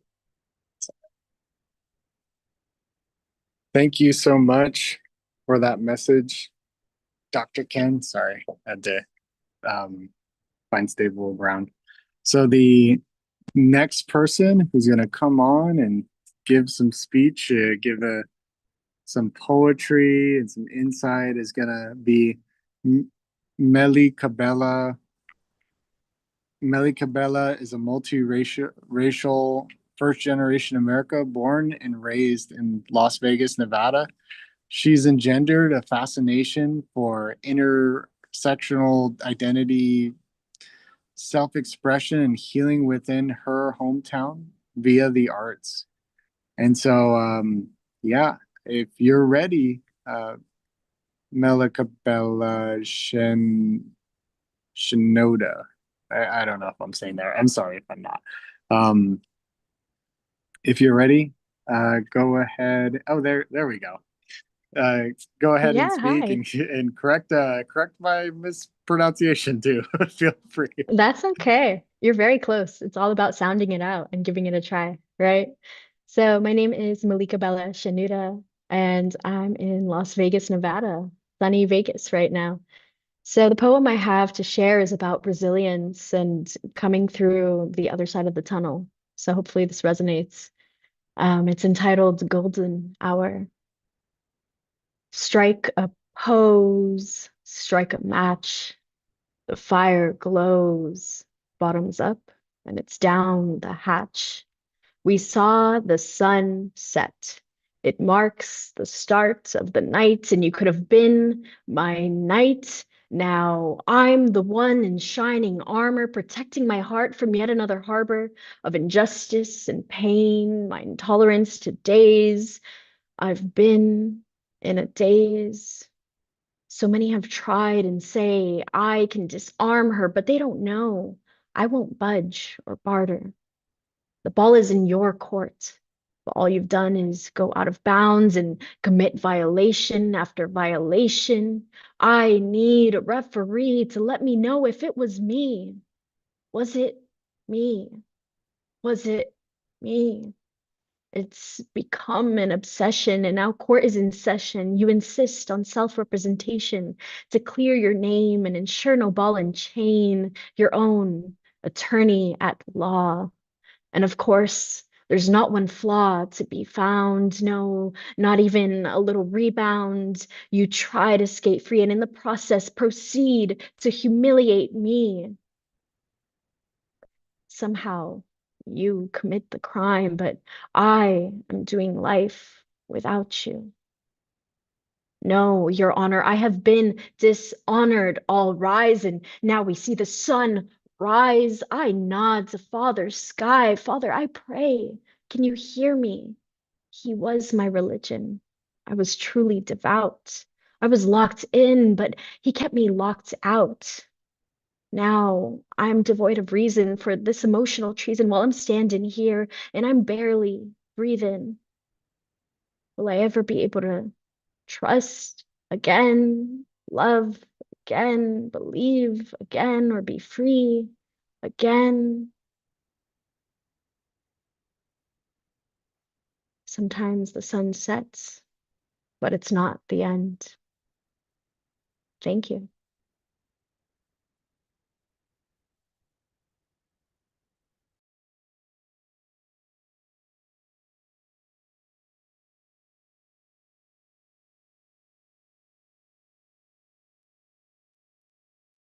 Beautiful, beautiful poem. Thank you so much, Malika Bella, for sharing with us today. How can people connect with you? Thank you for having this space. I'm on Instagram. I know my name is a tough one, so I'll spell it out too, but it's Malika Bella S. So MELIKABELLA S. So that's really my main thing, Instagram right now. All right. Well, you guys go and follow her. And thank you so much for being here. Thank you. Happy World Poetry Day. Same to you. Thank you. Thank you. Well, as we go into our next guest, um, is it a, yeah, we're going to do Martha. Martha King. We're going to invite you to the stage. And Martha is a beautiful spirit, and she's the owner of the Quantum Way. And so she'll share a little bit about that and about welcome, Martha. Thank you for being here. Welcome, everyone. Thank you for inviting me. This is the honor to be here. Yes, yes, And yes. And you welcome. are welcome to go on and share your poem. Wonderful. Thank you. I will share letter O from my book, part of Love series. This is 4 letters. Letter O. Settle in and let the magic unfold. Deep inside you, hidden away, lives a sound, gentle as day. It starts down low in your bedroll, a quiet hum, a story untold. Breathe in deep, feel your cold, a gentle warmth, calm and sure. Close your eyes and hum the sound, the quiet awe, soft and round. From deep inside, the sound will grow, starting low and rising slow. Give the awe a gentle start from your feet, then let it flow. Up through your legs, calm and steady, let it rise. When you are ready, it travels higher through your bones and all inside that is all your own. To your heart, it travels now, filling you with warmth somehow. With every beat, the sound grows clear, a gentle hum that you can hear. Up it goes, now to your throat. Feel its strength, how sweetly it floats. Let it rise, steady and true, a part of you shining through. Now let it flow, your voice is here, a golden treasure, strong and clear. Sing it out, the sound of light, a vibrant awe, a full and bright. In this sound, you will always find a strength and peace, your inner guide. From your belly to your heart, this song within is a secret art. It's your awe, so warm, so bright, your special spark, your song of light. This breath of light, so soft and round, spreads out wide with a gentle sound. Just imagine, deep inside, a special power you can guide. Take a breath, long and slow. Feel your belly rise and let it glow. Hold it here, then count to 3. 1, 2, and 3. Let it be. Now exhale, soft and light. Feel the whole world grow strong and bright. This power is yours, calm and true, a golden voice inside that guide you through.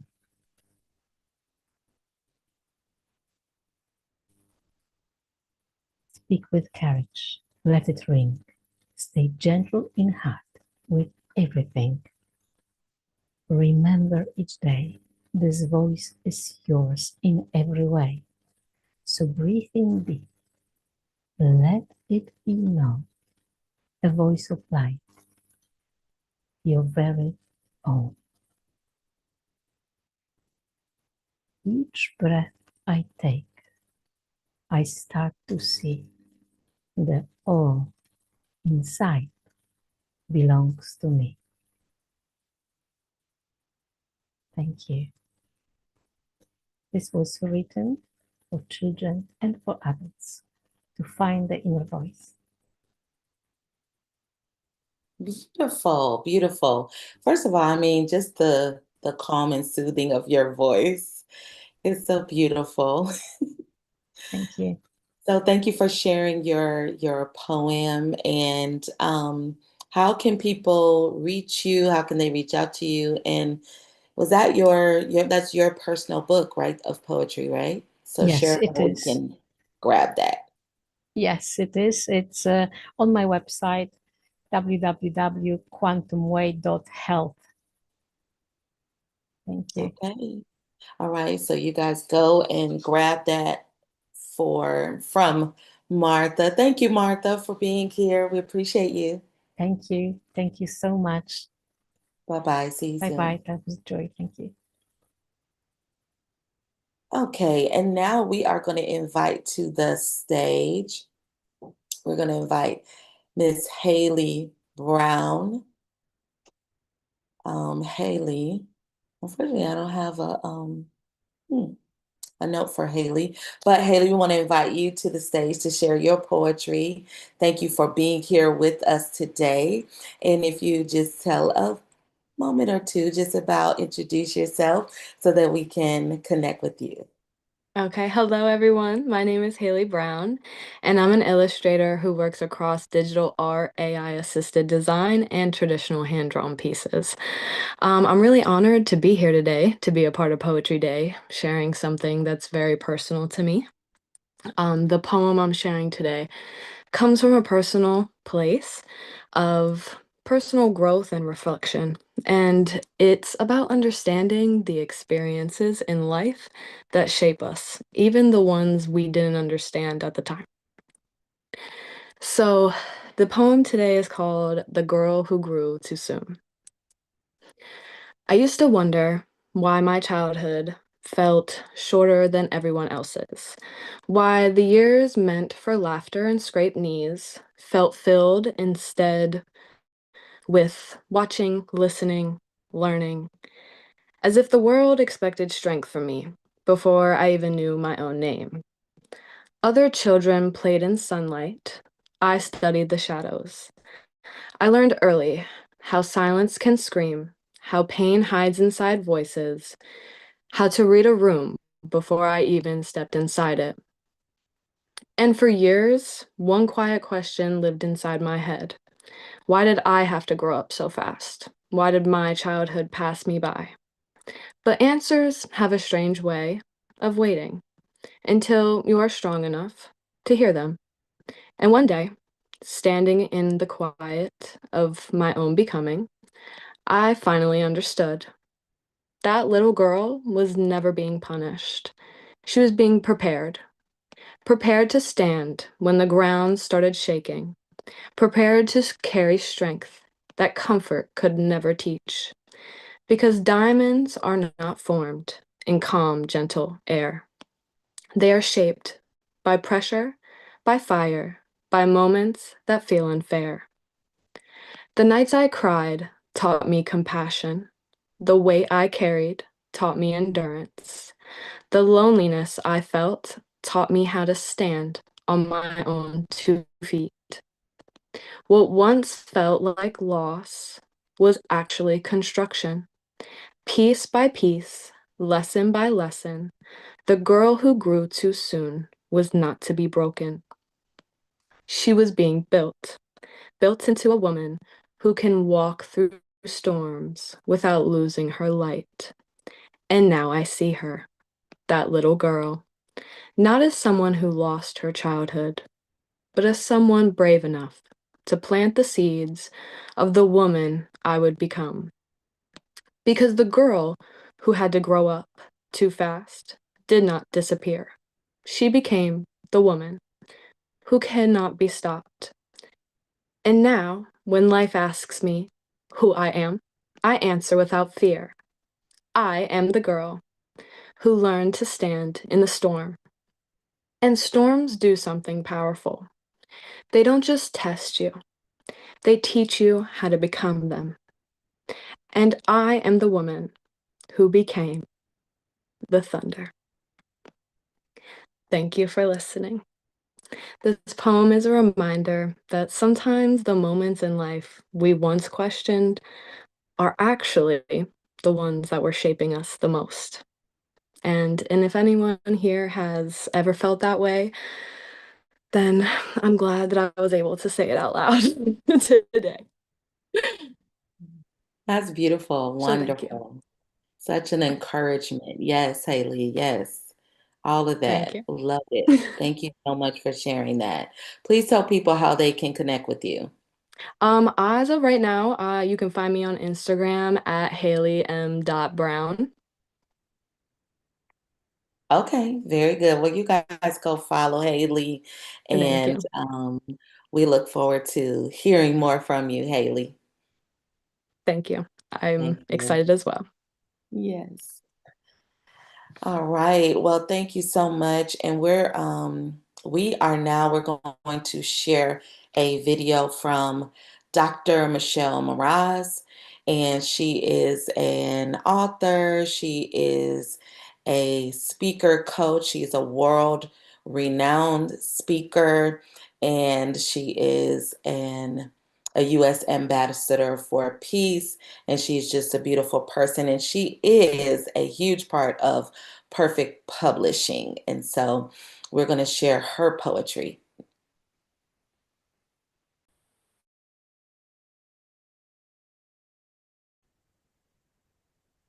Hello, my name is Dr. Michelle Mraz, and I'm an international speaker, multi-time author, speaking coach, life coach.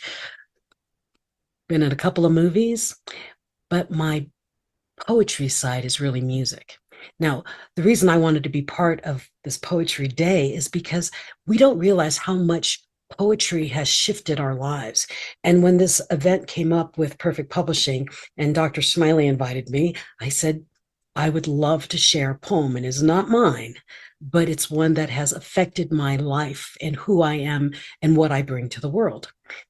Maya Angelou is quite a heroine to me, and she wrote a poem called Phenomenal Woman.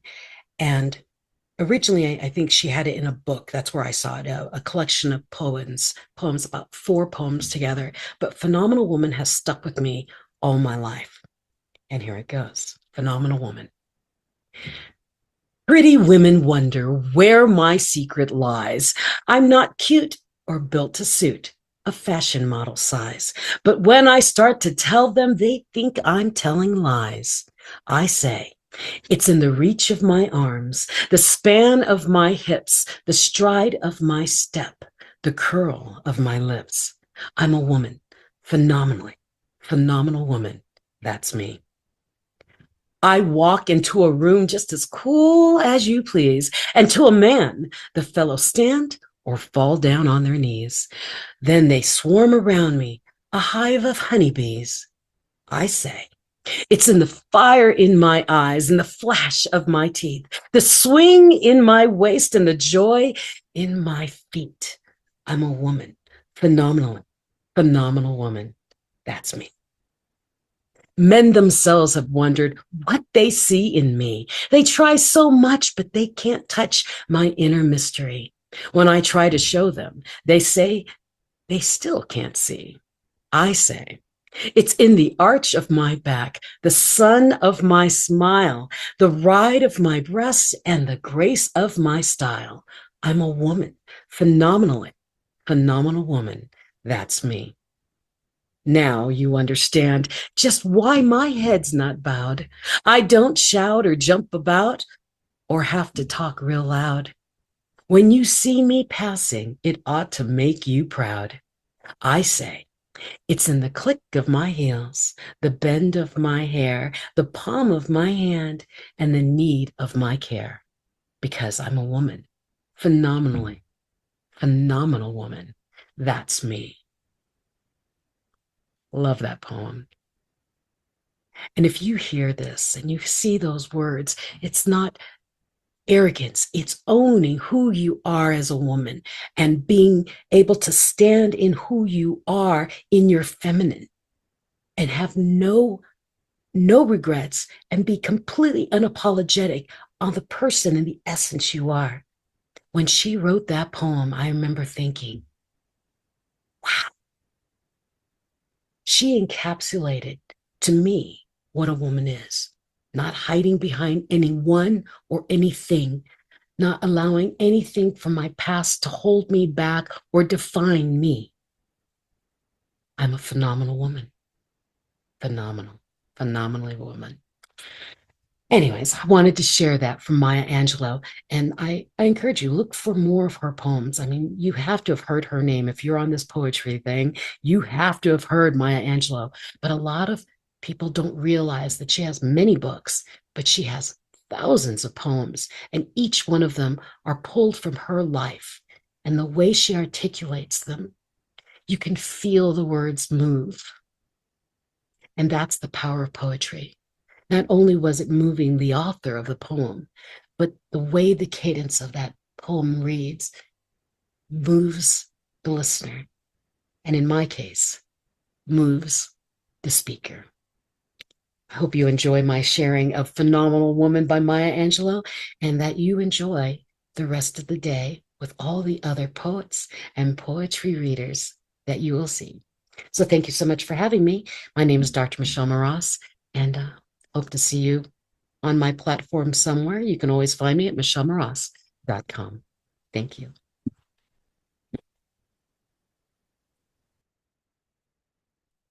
Thank you, Dr. Michelle. What a classic poem, phenomenal woman, very classic.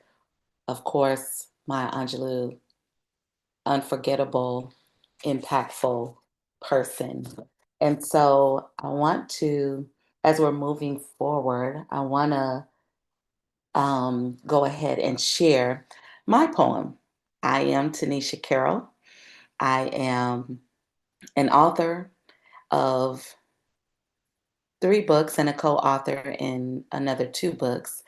I am a coach of moms of tween daughters, and I'm a woman who is always in pursuit of her assignment. And I'm also a wife and a mother, a believer. I am a multifaceted person. And so I want to share this poem, which I wrote not too long after I lost my mother. And in writing it, it was a part of the healing process. And so it's called To Miss Her. To miss her is to hope the memories we made together will never be forgotten. To miss her makes my heart ache at moments like this. To miss her brings back thoughts of joy and laughter. It helps me know my love was true.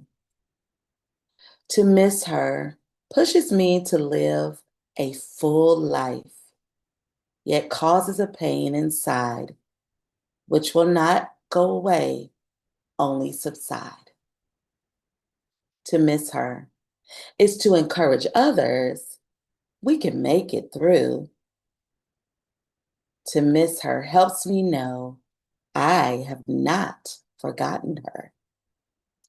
To miss her makes me laugh and smile because she loved to laugh. To miss her makes me rejoice because I know I'll see her again. It reminds me that God takes care of his children in times. To miss her brings sadness, and other times brings joy. But to miss her is okay because she is always in my heart. Thank you for letting me share that, my contribution to Poetry Day. And I want to share just a few more things as we prepare for our other guests, which will be coming soon. And first and foremost, I want to invite everyone to make sure that we know why we're here today. One, it is World Poetry Day. World Poetry Day. That means that there are people all over this world, no matter where you are. March the 21st is World Poetry Day. So there are people who have been sharing poems, having poetry events all over this world today, and we get to be a part of it. And so hopefully you will take the time to not only watch these videos and watch these wonderful people sharing, but also that you will go ahead and share. Go ahead and click the share button and share it in your community. And so we want to thank you if you have already done so, and we want to encourage you to do so if you have not. Also, as Perfect Publishing celebrates World Poetry Day, we are celebrating Daryl Hulse. And we're celebrating him because he is releasing a beautiful book called The Love You Feel When No One Is Looking. And I did ask him earlier just about that title, and he said it just came to him. And when he was thinking about just how these poems and how just life comes at you and the way you feel about it and the expression of it all. And so Daryl has been writing poems since he was 14 years old, and it has it's been a trial and error for him, but it has allowed him to create this book. And I'm going to share, when he comes back, I'm going to share some great news. And you get to participate in that great news because we are wanting Daryl to be number one. Okay. We want him to be number one in several different areas. And so right now, I want to encourage you to go ahead and purchase the book.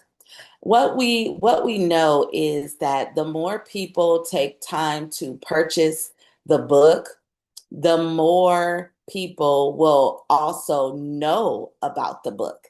And then the other thing that you can do is to write a review. And you might say, how can I write a review if I haven't read the book yet? Well, go ahead and read a few of the poems and respond based on what you experience, okay? And then also take the opportunity based on what you are reading in his description, what you are experiencing here through this program today, and allow that to fuel your review. You can always go back and update your review to make it even more powerful and more impactful. But this gentleman has created a book. We want you to or get the Kindle copy today, although you are welcome in the days to come, to grab the paperback. This is a book that it expresses so much feeling, so much emotion, so much joy, so much love, and also just even certain times of sadness and even expressing just the identity of a person, the identity of, who Daryl was when he was creating this book. And so, Daryl, I want to share with Yeah. you some really, really great news. Do you want some great news? Yeah. Well, you are number one on Amazon in contemporary poetry. There we go. We Woo-hoo. are super excited. Yeah. Congratulations. Thank you. Yeah, I'm really grateful for that. Yes, yes, yes. Now, you guys don't stop getting the book just because he's number one right now. We want Yeah. him to maintain that status of being number one. Okay, so go in there, grab that Kindle, and go ahead and write a review. Yes, I need You've reviews. gotten Yeah. some great reviews too. Usually it takes people a few days to get the reviews, but man, you got some great reviews on here. Oh yeah, people have been binging the book. Yeah. So They've how do been you feel going about through. that? You're number one. What do you think? Oh, I'm excited. I want to be number one in all categories, but yeah. Yes, yes, we definitely want that. All categories. Mhm. So let's see. Let's see all the you've got all these wonderful reviews, and you Oh, have so you're in contemporary poetry, and I think regional culture is another one. So we're mm, waiting to see the details. We're waiting to see all the pieces. Oh, American poetry. You're number mhm. 5 in American poetry, and you are and the other one is young adult poetry. And so we're Yep. waiting to see what the update is with that. Because it looks like you might be number one in I um believe I am too. Yeah. in all 3 areas. Wait Mm, a minute. American good. poetry, contemporary poetry, and teen and young adult poetry. There we go. Yeah. Oh, look at that. Congratulations. Hard work pays Wonderful off. job. Yeah. Wonderful job. And so we're excited to just celebrate you and to take this book and allow it to create even more opportunities for you. Yeah, me too. So I'm going to give you an opportunity to maybe to share a little bit just about the book, about your writing, and maybe one more poem before we bring Tony up. Tony's going to come up soon. So if you want Yeah. to take 5 to 7 minutes and go ahead and just share with us your heart and just what this experience has been like, and then Yeah. we'll bring Tony in.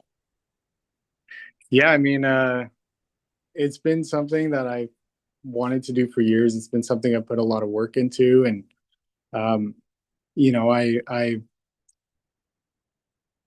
I was doing nothing but I was staying up until midnight, making sure that the poems were just right and that everything was, even beyond midnight. I think I slept a few of the days at 3 in the morning, and I was just making sure I was in front of a computer whenever inspiration struck. And so then I've just been putting it out. I've been putting all this time in, and I'm glad that it's yielded some results and it's been, creating some success and some momentum. I look forward to hearing the poems and the poetry when I go back and listen to everybody who's gone on here today. And I hope everyone who's on gets the poems and gets the poetry book. And I even have friends that told me that when they buy my book and they get the physical copy, that they want my signature on it. And so I've been very blessed, and I would just love it if everybody who buys the book also leaves a review for me too. It'd be very helpful. I need to have that just to be able to, accomplish something, have something added on, tacked on. But yeah, yeah, thank you for everyone who's attended so far and everyone who's tuned in. God bless you all, and may let me see. I guess Tony is going to be on next, and yeah, I mean, I don't really have a whole ton to share other than gratitude and joy and love. And I hope Tony, if you're ready, you can go ahead and come in. Let me see. I just can't pull up and see if he's there unless I'm in this view. It's me. Oh, okay. Yeah. It's me.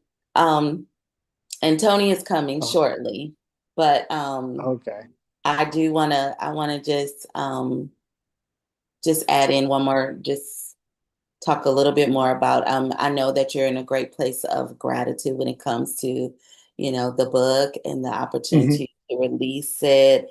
And tell me, is there anything that you would share as far as telling others about Hmm. having something? You say you've been writing for years, you've been thinking about doing it. What Hmm. what made you pull the trigger? Why should someone go ahead if they have this type of thing going? They have a book to write, they have something that they want to share in book form. And Perfect Publishing is a perfect place, is a wonderful Yeah. place to go ahead and share that. So tell them why they should do it. Yeah, I mean, Ken has made the process so easy. There's a great team that supports you. And, I wouldn't have reached number one bestseller without Ken's guidance and direction, without all the help and support I've got along the way. And without having someone believe in my vision and help me to achieve it. Because it's been in my head for a while. And so like when it was in my head, I just didn't think it would get on paper. I didn't think it'd be created. And I wrote a poetry book by hand for my wife. And then Ken was talking about how I should publish that book. But then I was like, no, I got another book in me. And so then I published this book because it was something that was, I was dealing with a lot of loss, a lot of people passing away. And so this was just a grieving process partially. And then also just like, being honest and being candid with all my emotions. Yeah. Very good. Yeah. Wonderful. Thank you. That's a wonderful testimonial, because, there's so many millions of people really who end up having a book or an idea about Yeah. something, and sometimes they need someone who's done it, someone who's gone through the process to just Yeah. say, Couldn't hey, be easier. Yeah. it's easier than it looks. Couldn't have gone better. Yeah. Awesome, awesome. Because Yeah. you've done one of the hard things, which is to do the writing, and then we are picking up the other heavy part, which is the marketing, which is getting on Amazon, which is telling people, hey, come and grab this book, right? So Yeah. we're excited about that. We're excited to have you as a part of our team, a part of our community, so that we can support you. Yeah. Thank you guys so much. Yeah. All right. So we are going to invite Tony Barnett to come and to share, tell us a little bit about himself. And Tony was born in New York, and he now is in the DC area.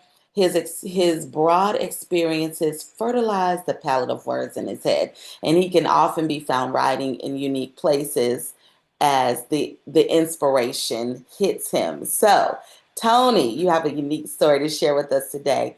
So, Hello, Tanisha. Yes, thank you. I appreciate being included in this day of poetry. It's an honor. Thanks to Ken and everybody else, the team over at Perfect Publishing. This is a piece. Oh, I've been writing for since I was 16. This is what I'm going to be reading from today is from my second book with Perfect Publishing, and it's the final piece in the book. And sadly enough, I find that not enough people finish the book to get to this piece. So I'm reading it so that some friends of mine will be able to hear it from me to them and out to everybody else. The piece is called The Wonder of Love. And the story behind this piece is I was at a restaurant with a friend sitting in a bar, and someone, a couple of stools down, talked about the fact that they were having a problem adopting a dog. It just hit me. And I'm honest to God saying, I wrote this in 10 minutes, and hardly a word has really changed since I wrote it that day. That was about 3 years ago. So the piece is called The Wonder of Love. She was just a puppy, a life within a cage at a shelter, only knowing the sounds of strangers, not knowing freedom or affection.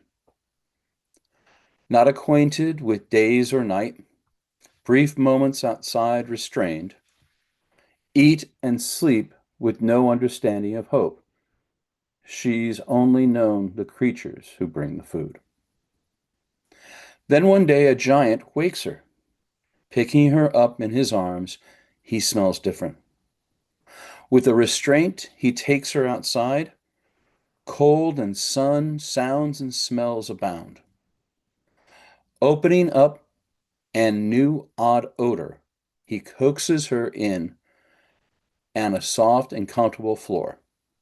She rests, then motion, and outside, the vision passes with speed. Overwhelmed, she can never conceive or never receives. The movement stops and the giant opens the door.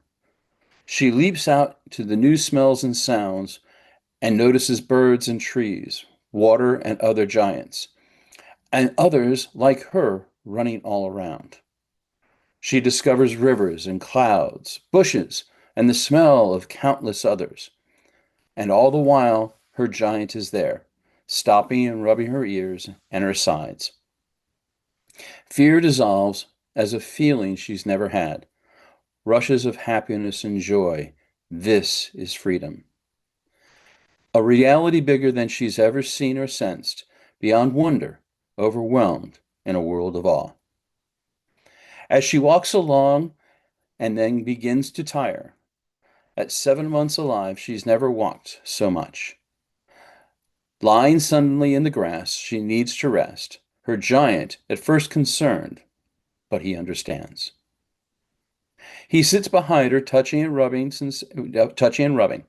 sensations of happiness and pleasure and affection, not knowing that she is experiencing for the first time love.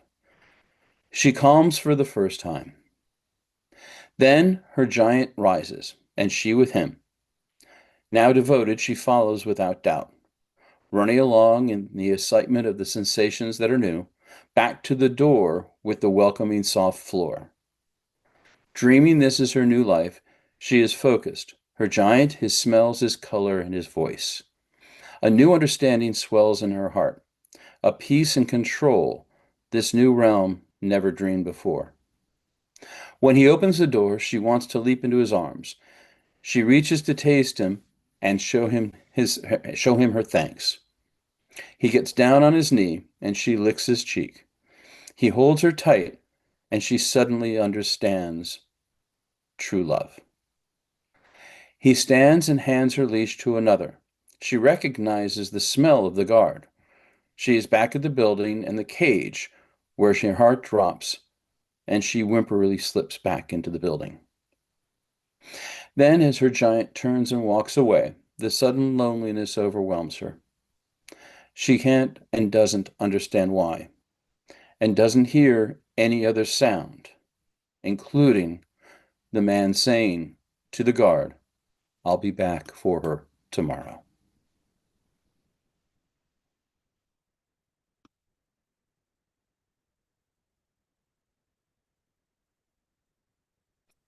Beautiful.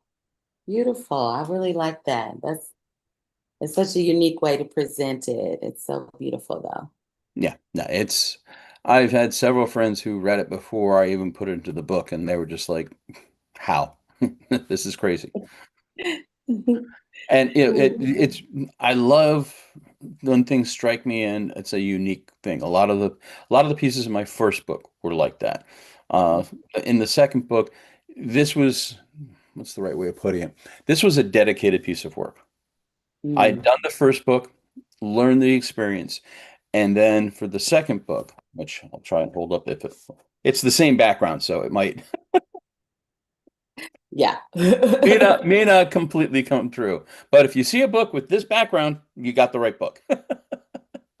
Awesome. But this book was dedicated to love and all the different shapes, forms, ways it happens.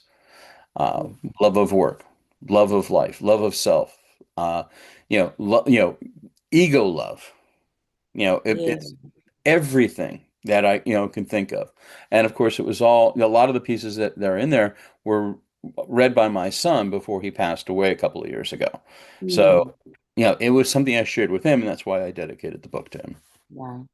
Beautiful. Beautiful. Well, very good. Well, thank you, Tony. Thank you for sharing with us. Okay. And tell everyone how they can connect with you, how they can get your book. So the book is on Amazon. Just look up on Amazon One More Sunset with You, and then you'll see the book come up with the sunset. And what you can then do is you'll see my other books linked to that book. And right now that you'll only get one other one, and it's the second edition of the first book. Because surprise, surprise, with your first book, if you've never published before, you'll discover that with your first book, within days of releasing it, people will be calling you saying, "Hi, do you know you misspelled a word? Do you know you missed a period? I found a couple of places where you need to put a comma." Yes. And that book also They're so includes a lot of helpful pieces. that way. Yeah. Honestly, when I first, I was like, I was insulted, and then I realized, no, they just want to help. They do. They do. They do. Well, All right. wonderful. Well, and go ahead and share your website or your social media. My social media is kind of wonky right now because when I activated it a few months ago, it got hacked right away. So I kind of just nixed it. Okay. There is a author link on the book, so you can go to A Barnett and follow me on Amazon, and I'll be doing more stuff and making announcements through there, so that Okay. way people can follow me on there. I do have a Facebook account with the same background, and that's under Tony Barnett. Wonderful. So if you look up Tony Barnett and see this mug and that background, you got the right one. Wonderful. Well, thanks so much, Tony, for sharing with us today on World Poetry Day. We appreciate you. Thank you. You have a wonderful and safe day as well. Okay? You too. Take care. All right. Thank you. Bye-bye. Well, and now we're going to share something really special with you. Very, very special, and that we have coming up very, very soon, actually, in about 2 weeks. So please be attentive to the monitor.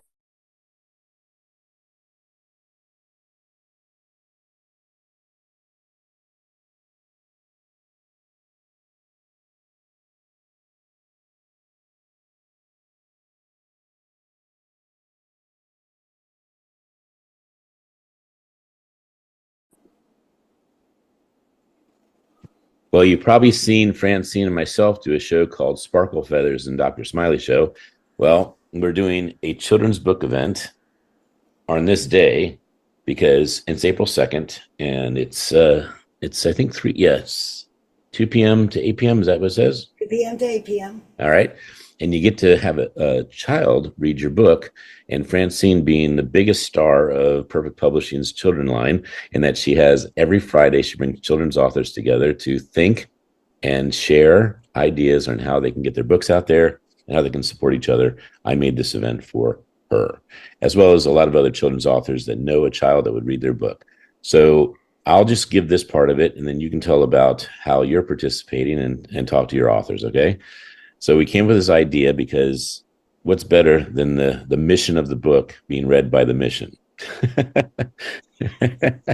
So the mission of the book is always to have kids have great content, great morals, character, direction, to be a better adult, to be a better citizen, to be a better leader. And so we're excited that after all these children's events we've done, that the child gets to share how they read. And the cool thing is the better they read, the better they're viewed, and the more the books sell for the author. But more importantly, the child has a chance of winning one of 5 prizes. So we have 5 prizes that day, cash prizes, and they could use those prizes to buy whatever they want. We want to buy books, but they can buy whatever they want. So Francine, thank you for creating an amazing mastermind called Children's Authors Unite. And that is on Fridays at 3:00 p.m. Eastern. 3:30. 3:30? Yes. Our show is 3:00. Our show's at 3 o'clock. Okay. And it goes for about an hour. And you have over 150 authors that are kind of in the realm, right? Right. And we usually get about 20 people in the room every Friday. And we talk about everything from boosting our social media to critiquing each other's work. We give feedback to each other, and it's just an amazing, amazing group. You do more than that, though. You give ideas of events they can participate in. You teach the authors how they can monetize their opportunities more by going to schools and reading. And we review each other's books. Amazon bestseller, baby. Right. So very excited that day. I believe one of your books is going to be eligible for an Amazon bestseller that day on April 2nd. So which book did you want? Let your sparkle shine. Let your sparkle shine. So, you know, it's interesting with 100 people in the group buying your book, it's highly likely that your book will shine and be And sparkling sparkle. and sparkle with the number one. With So sparkle. Sparkle needs to get some sun. Yeah, he's a little washed out. I think Well, it's the bright lights. well, I need to tell you that this sunny day on April 2nd is going to give him a little bit more sun in his face. He's in vitamin D. So, if you're an author of a children's book and you want two things to be part of this great event and to be part of a great mastermind, how can people connect with you to be part of the mastermind? Best way is to email me with your email address, francine712@gmail. Send me your email address, say you want to be a part of the Children's Authors Unite, and I will send you the Zoom invite. And if you write her and you also want a child to read a book, Yes. she'll send you the link for that. And if you want to reach out to me, my phone number is 202 500 4625. That's 202 500 4625. Just simply say that you saw this program, you'd like to be part of the April 2nd Children's Story Book Day. And if you want a child to read your book, pick your child. That's it's safe. They just say their first name. They read the book for about 8 or 9 minutes, and then you chime in with how people can buy your book. So, look forward to being really a big and interesting event for kids and also the children's authors. And I might be reading my own book because all the kids I know are too shy. Oh, that brings up a good point. If you have a child that is a little shy, you can do a pre-record and send it to, just text me and I'll send you the address, but it's bookdrsmiley@gmail.com and we'll put your program in. So let's say your child needs to read it 3 or 4 times and they finally like the one they did. That's the one to submit. And the good news, if you do a pre-record and it's a little long, we don't mind that at all. But if it's live, we do care that it's on time with 9 minutes. So thank you, Francine. Thank you. Have a great day.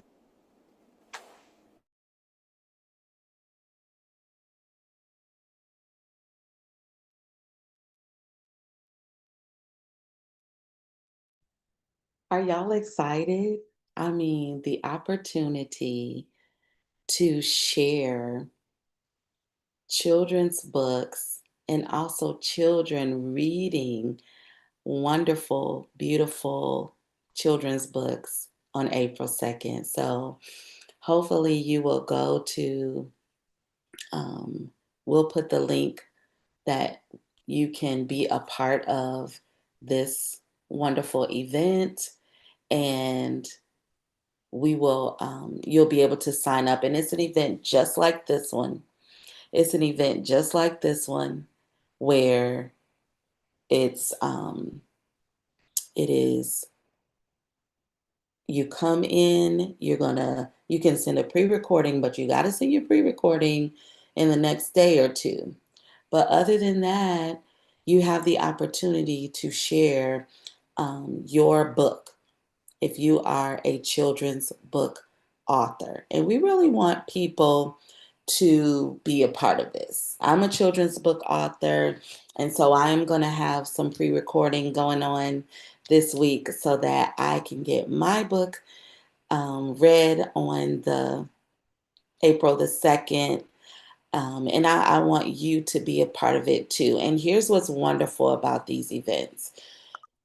The most important thing about an event like this one, such as World Poetry Day, is not only that you get to be a part of it, but the most important part is that you get to share it with someone else. If you share it with someone else, then you are doing what we call double duty. You know about it and you're participating, and then you do a great thing by inviting someone else to participate. So when you invite someone else to participate, then you are sowing a seed of joy, you're sowing a seed of goodness into them, and you are have the opportunity to amplify who they are. You know, a lot of times in our community, we are too focused on self. But the thing is that you will get more out of life when you give. If you're the one who is giving away everything, then you have the opportunity to be a blessing to everyone, and they have the opportunity to be a blessing. And so I want to just encourage you, I really want to encourage you to allow people the opportunity to share with people the best that they can. Okay, share with people the best opportunity as possible. All right, and so we are heading back into our gifted artists who are coming to be a part of World Poetry Day. And so I want to introduce Mr. Steve Higginbottom. And Steve has been writing poetry since he was 15. And he believes that words are powerful and they evoke feelings. And we are excited to have Steve to be a part of our special event. Hey, Steve. Hello. How are you? Wonderful. How you doing? Doing wonderful. So great to see you. Great. It's great to All be right. here. Wonderful. So, Steve, you go ahead and share your poem. All righty. Well, I appreciate it. So, hello, everybody. I'm Steve Higgy. I was invited by Dr. Smiley, and I was challenged with this specific word, blue. And so I got some unique ways to kind of express my poem. And blue for me stands for believe, live uniquely every day. It's not just a word. It's not just a color, at least not for me. It's more than just these two things. What is the essence of blue for you? Is it the sky or is it a feeling? Blue touches emotion. It has authority. It has depth, distance, sound, and even an economic person. Blue has emotions. For instance, the great B.B. King and Billie Holiday, their entire genre of music was blue, derived from deeply rooted feelings. Miles Davis, the kind of blue from 1959, was one of the most influential albums ever. Blue is vastness, oceans, planets, the universe. Carl Sagan, pale blue dot. That's here, that's home, that's us. And NASA, our planet, the Earth has been reduced to a blue speck. Humanity, it's just particles of dust. The blue marble is an iconic image that Jacques Cousteau quoted. The sea, once it casts its spells, holds one in its net of wonder forever. For me, the ocean is the blue depth, the mystery, and the treasure. Blue is power. Wayne Gretzky, the great one. Discipline of excellence and a job well done. IBM, nickname the Big Blue. Blue equals trust, authority, intelligence. But is that always true? Blue has creativity and transformation, like Pablo Picasso and his innovation. His paintings were dominated by blue tones, reflecting the poverty, the isolation, no handouts, no loans. Blue as business and strategy. Facebook, it's all flattery. Blue in language and philosophy, the common phrase true blue loyalty, built on trust, not royalty. Blue is in nature, grounded in reality. Sky scattering effects and oceans absorb. Blue is the rare in nature, the uniqueness, like a wild animal waiting to explore.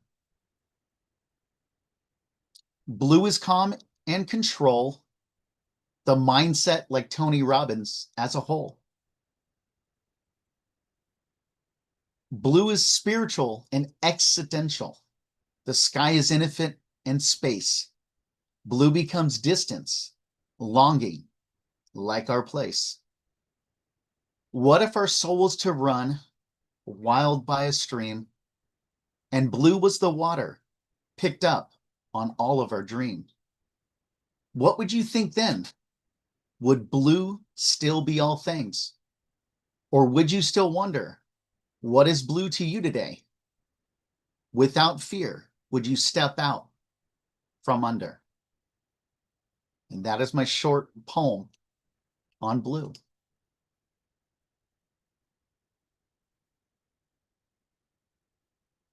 Well, see, okay, that's a very unique, educational. There's so much going on. I was challenged with it, so I tried to bring it. You pulled it on through. You pulled it on through. Very good. Well, thank you. So why don't you let everyone how they can connect with you and follow you? Perfect. I have a website at stevehiggy.com. So just like it sounds, Steve, HIGGY.com. And I'd love to hear from everybody, but thanks so much for having me. And Dr. Smiley, you're the best. Nisha, thank you so much. Well, thank you. Thank you. See you next time, Steve. Alrighty, bye now. It's always a great pleasure to have people be a part of a unique event. It's always a great pleasure to invite people to do something that maybe they haven't done before, right? And some people are invited to, as Steve was, he was challenged and invited to be a part of World Poetry Day. And now um, he's done something that he hadn't done quite like that in a while or before. And so, although he's been writing, he's done something that he hasn't done before. And that is such a thing when it comes to creativity, when it comes to people who really lean into the creative process. Is you sometimes you will do things that you haven't done before. You will experience things that you haven't experienced before, but you get the opportunity to not only leave something in the earth, but you also get to experience a new side of yourself. You get to experience a new part of who you are. And so we are always just excited about and encouraged by people who will come and step out of their comfort zone to share with us the uniqueness that is who they are. And so right now I want to invite Robert Slayton to come and share his creativity with us. Robert is an author. He is a speaker. He is a writer. And he takes real life and turns it into meaningful stories about love, about loss, and about becoming. I love that, about becoming, because we should be becoming who more of who we were put in the earth to be, right? Creating work which connects deeply and lingers long after the moment has passed. And so Robert is a person who is clear about who he is and what he's doing. And we're going to invite him into the webinar now. We're going to invite him to be a great part and talk with us and share his um, his poetry this afternoon. And so, Robert, we thank you for being with us, and tell us just a little bit more about who you are, and then share your. I'm going to highlight you. Share your poetry. It's good to see you. And I love being a part of World Poetry Day. Poetry's always been one of those things I've written all through my life. And I think a lot of people have, but it kind of gets into the wayside. And you almost need inspiration. For me, really the kick in the pants I got was in 2023. I figured out I really wasn't living the life I wanted to live. And so I changed my life. And I started doing things that I love to do. And that includes dancing, it includes riding motorcycles. It was a beautiful day outside of Chicago, so I got to go out and ride and go and dance into the night and connecting with people and really helping them uncover who they truly are because everybody is perfect. It's just we're covered with so much muck and everything else. It's really just trying to discover that amazing person underneath. And so that's kind of where I am with all of this. So it's a lot of fun, right? And so you know the poem I have is inspired by my significant other, you can call her, and I I'm wrote gonna it let you and have the actually stage. yeah, and she's So you actually online. Theoretically, she's online, so it's the first time she's hearing it too. Because I haven't nice. done it. Because yeah, just building the suspense, right? So that's kind of where I am and everything. And do you have any other questions or anything?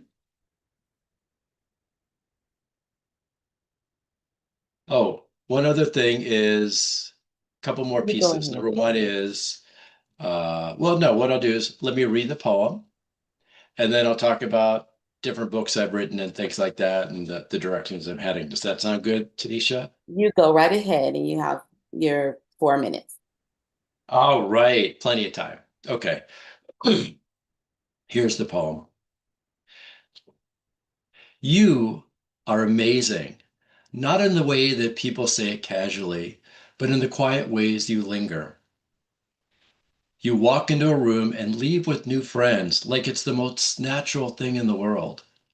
You remember people, their stories, their moments, like each one matters. Even your Christmas tree is a map of meaning, every ornament a memory you refuse to lose. And the way you open your home, no hesitation, no walls, just warmth like you've been waiting for us all along. You deserve to be loved in every way you dream, to have someone who only sees you in the room, no one else to be seen. The sparkle in your eyes, the crease of your smile, melts my heart by a long mile. I crave you every morning, every day, every evening. I crave your touch, your smile, our talks, which make everything have meaning. As soon as we depart, I yearn for you again. I have learned the hard way that you hold in your hand my precious heart. I wouldn't want it any other way, this roller coaster of a ride, my emotions up and down, whipped side by side. It's worth every second of every minute of every day just to know you, love you, and be able to play by your side. That's it. So from here, um, if you want to connect with me, I write a Substack. It's been a little while. I've got to get back to it in second quarter, but there are about over 800 posts about my journey from 2023 to today. So if you'd like to check it out, it's rslayton.substack.com. So R is in Robert, last name Slayton, Slayton, dot Substack, which is a platform, .com. You can check out my websites. My author website is robertslayton.com. That's where you can find 33 ways not to screw up health insurance. That's one of my books. That's for consumers. I have two books in the works. One is The Holiday Angel Conspiracy. That'll come out next um, Christmas time, around Thanksgiving. It's going to be a totally free book. It's about the crisis of connection and really being able to get through that stressful time of the holidays. So look for that. And I have another book that is 14-page outline, which I'll write, detailing my journey and kind of how we can all uncover who we are and do self-care and really become the people we were meant to be. And that's what I got, Tanisha. Anything else?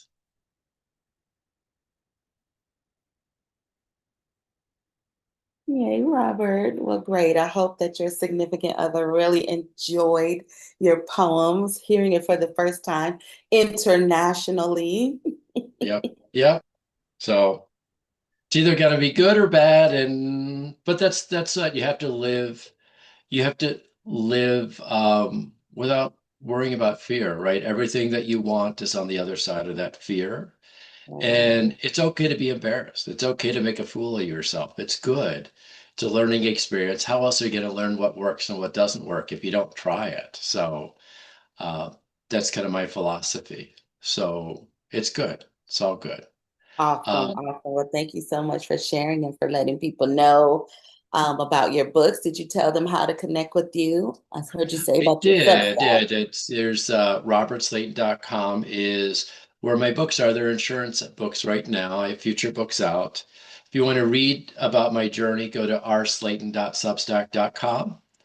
And I'm going to get back to my podcast, kind of have a moment, and you'd find more information on that at robertcslayton.com. And that deals with the journey and things of that nature. So plenty of ways of contacting me. If you want to reach out and just communicate and book a time, you go to bookrobert.today, not .com, not .net, and definitely not .tomorrow. Bookrobert.today to have a conversation about how I might be able to assist you in your journey. Awesome. That's it. All right. Thanks so much, Robert. Thank you, Tanisha. Take care. Take care. Bye-bye. All right. So as we are coming to the end of our time together, we just have a couple of more people before Daryl and I close out. And so right now I want to invite Shabana. I want to invite you to accept the invitation. And I also want to invite Karen in to share her poetry, Miss Karen Casanovas. And through vivid storytelling and science-backed insight, Karen explains how resilience is formed not by avoiding adversity, but by learning how to regulate ourselves within it. Beautiful. Yes, Karen is our resident scientist. Love it. Absolutely love it. And so, Karen, welcome to the World Poetry Stage. Oh, thank you so much. Thank you so much. It's great to be here. You know, this tribute is really for protectors who provide safety, adaptability, and speed for those in need, just like the over 330 types of hummingbirds. It's really about those that live a vibrant lifestyle, and certainly a caregiver knows the vast range of duties within the ability that they have to really see a wider spectrum of colors. A hummingbird really has ultraviolet complex light that they can see, and colors. Our guardians really are operating in unpredictable settings. And just like a hummingbird, they really know when they need to have intense focus and certainly move quickly. So my words in the velvet pivot really capture the gentle gracefulness of flight, yet the steadfast stamina required to hold focus when necessary. Healing, hope, and resilience is something held in quiet strength, and finding joy despite facing adversity is just a really good reminder for all of us to live life with the lightness of heart. So I hope you enjoy my words here now in Velvet Pivot. 50 hummingbird wing beats the air, agile and fast, glide with a flare, soaring up and down with a swift, steady beat, sideways and backwards, searching for treats. Such incredible agility, hovers so still, yet its wings and flight capabilities are truly quite a skill. Like snow geese who fly, flapping fast upside down, descending and adapting, dancing sun gems abound. red, green, blue, and ultraviolet light, color combinations seen give hummingbirds great sight. Grabbing nectar from a red cardinal flower or insects midair requires stamina every hour. Gnats and beetles or little black spiders are necessary protein for speedy fast flyers. Tree sap is sugary for high performance flight, and deep sleep slows down metabolism at night. Hummingbirds build tiny cup shaped nests using lichen and spider webs for waterproofing at its best.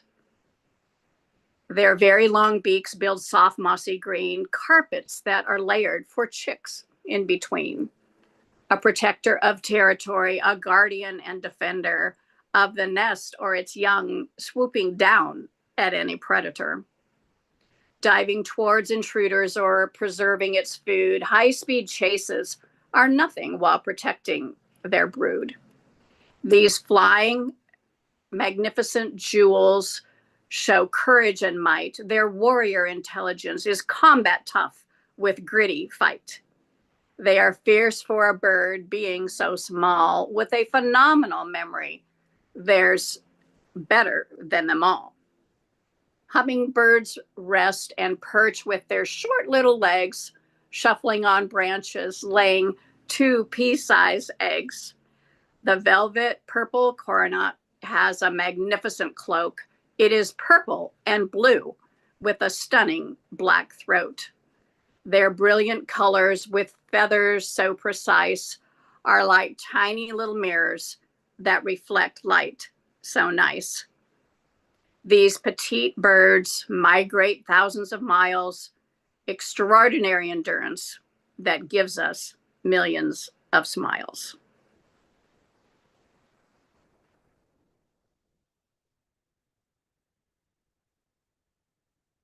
Beautiful. I love that. Integrating all the little buggies and Yeah, all thanks. that.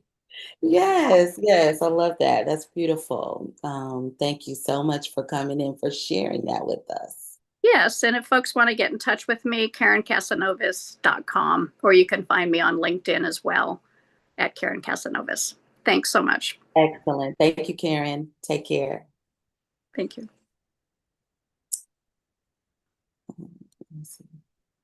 Okay, and so now we are going to, you guys, we're almost at the end of our program. I want to invite our final guest, and she is going to share a little bit about herself and then share her poems. And her name is Shobana Priya Anand. And so we want to invite you, Shobana, into the webinar so that you can share with us.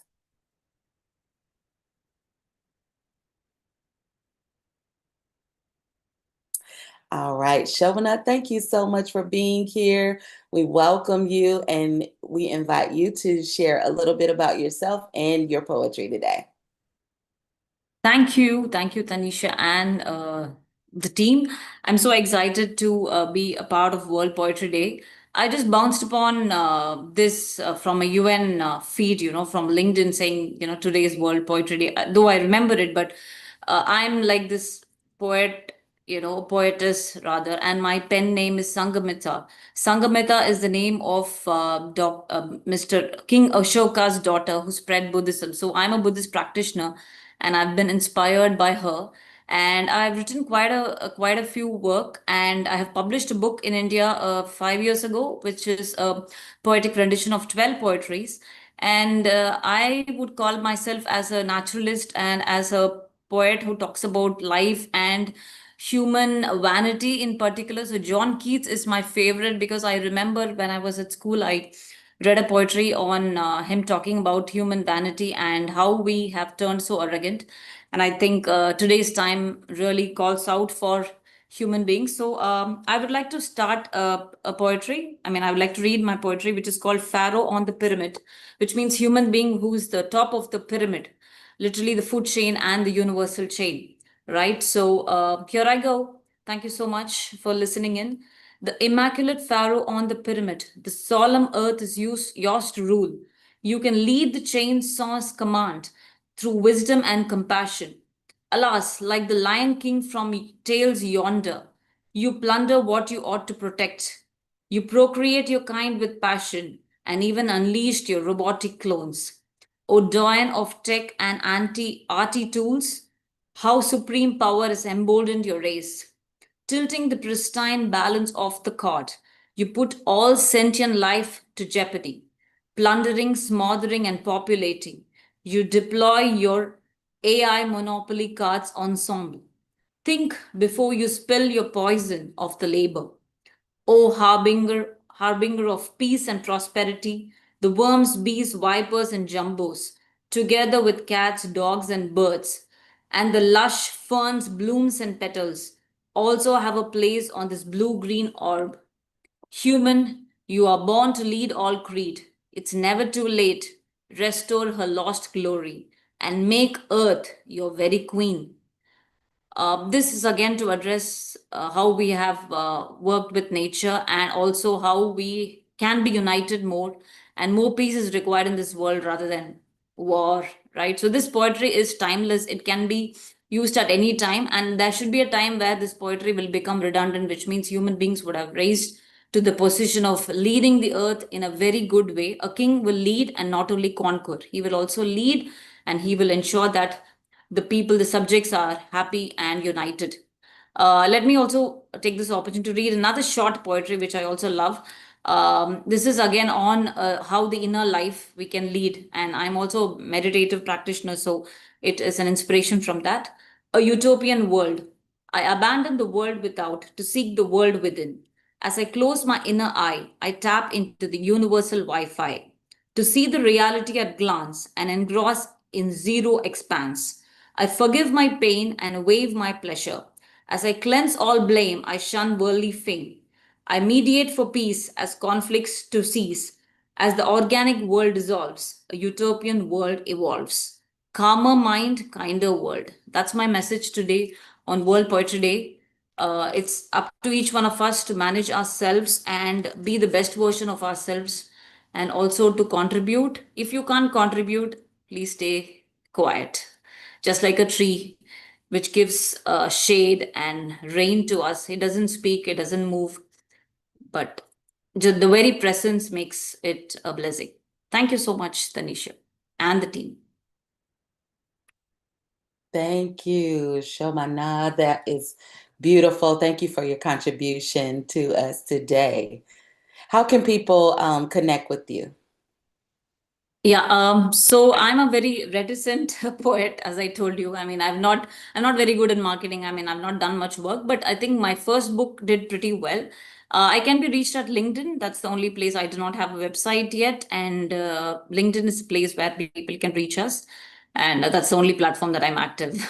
Okay. Correct. Okay. Well, Thank you guys go to LinkedIn and follow her. And is your book is on Amazon? It is on Amazon. It's called Life Unearthed. Yeah, it's called Life Unearthed. Okay.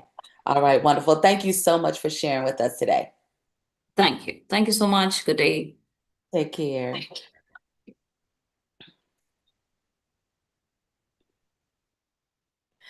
All right. So, guys, listen, we have made it to the conclusion of World Poetry Day by Perfect Publishing and the Smile Channel. So, congratulations, Daryl. Congratulations to you for releasing your book of poetry, The Love You Feel When No One Is Looking, and being number one in multiple arenas. And also for sharing so much poetry with us today. How was this experience for you? It was great. Definitely taught me I need like a mount for everything. and I need a professional lighting and everything. But yeah, it's been great hearing poetry from a lot of people, even our last person, I share similarities with. I've meditated for the majority of my life. And I started when I was 16 too. And, I got into a lot of stuff when I was younger. And so, that I continue to this day. And it's good habits are good habits, Right. Right. Well, And wonderful. Well, thank you so much, Daryl, for being a part of this day. And we also, as always, we want to thank and shout out Dr. Ken Rashawn, aka Dr. Smiley, for being having the ingenuity to have some things just like this. And we want to thank our team, Faizan Manzour and Amy Cabrera. We want to thank you, Dr. Michelle Mraz, and our artists in residence, Daniel, who is a genius, Daniel Pedemonte. And so we want to thank everyone that came through today to be a part and share their creative artistry through poetry. So any thanks that you want to give today, Daryl, before we go? yeah, thank you to the team that helped to, keep all this together. Thank you to Ken Roshan for, being the person who believed in me and helped to make this book possible. And, always encouraging me and saying nothing but positive things. I mean, there's not very many people who are that way. And so I appreciate that about him. Thank you to all of the people who attended this. I'm grateful for everybody who came on, for everybody who took the time, for everybody who shared poems of their own. We need a world that is more encouraging to creativity, vulnerability, and trusting other people to not just rip you to shreds. Right. For sure, for sure. So thank you so much. We're looking forward to great things. We're looking forward to more from you, Daryl, more. And we're gonna we're excited about, what it is for today. So thank you for being here. Thank you, everyone. And we will see you on April 2nd for International Children's Book Day, where we will have multiple young people and authors reading their children's books. So if you're interested, make sure that you go to the link to be a part of it. And so we'll see you next time. Thank you all.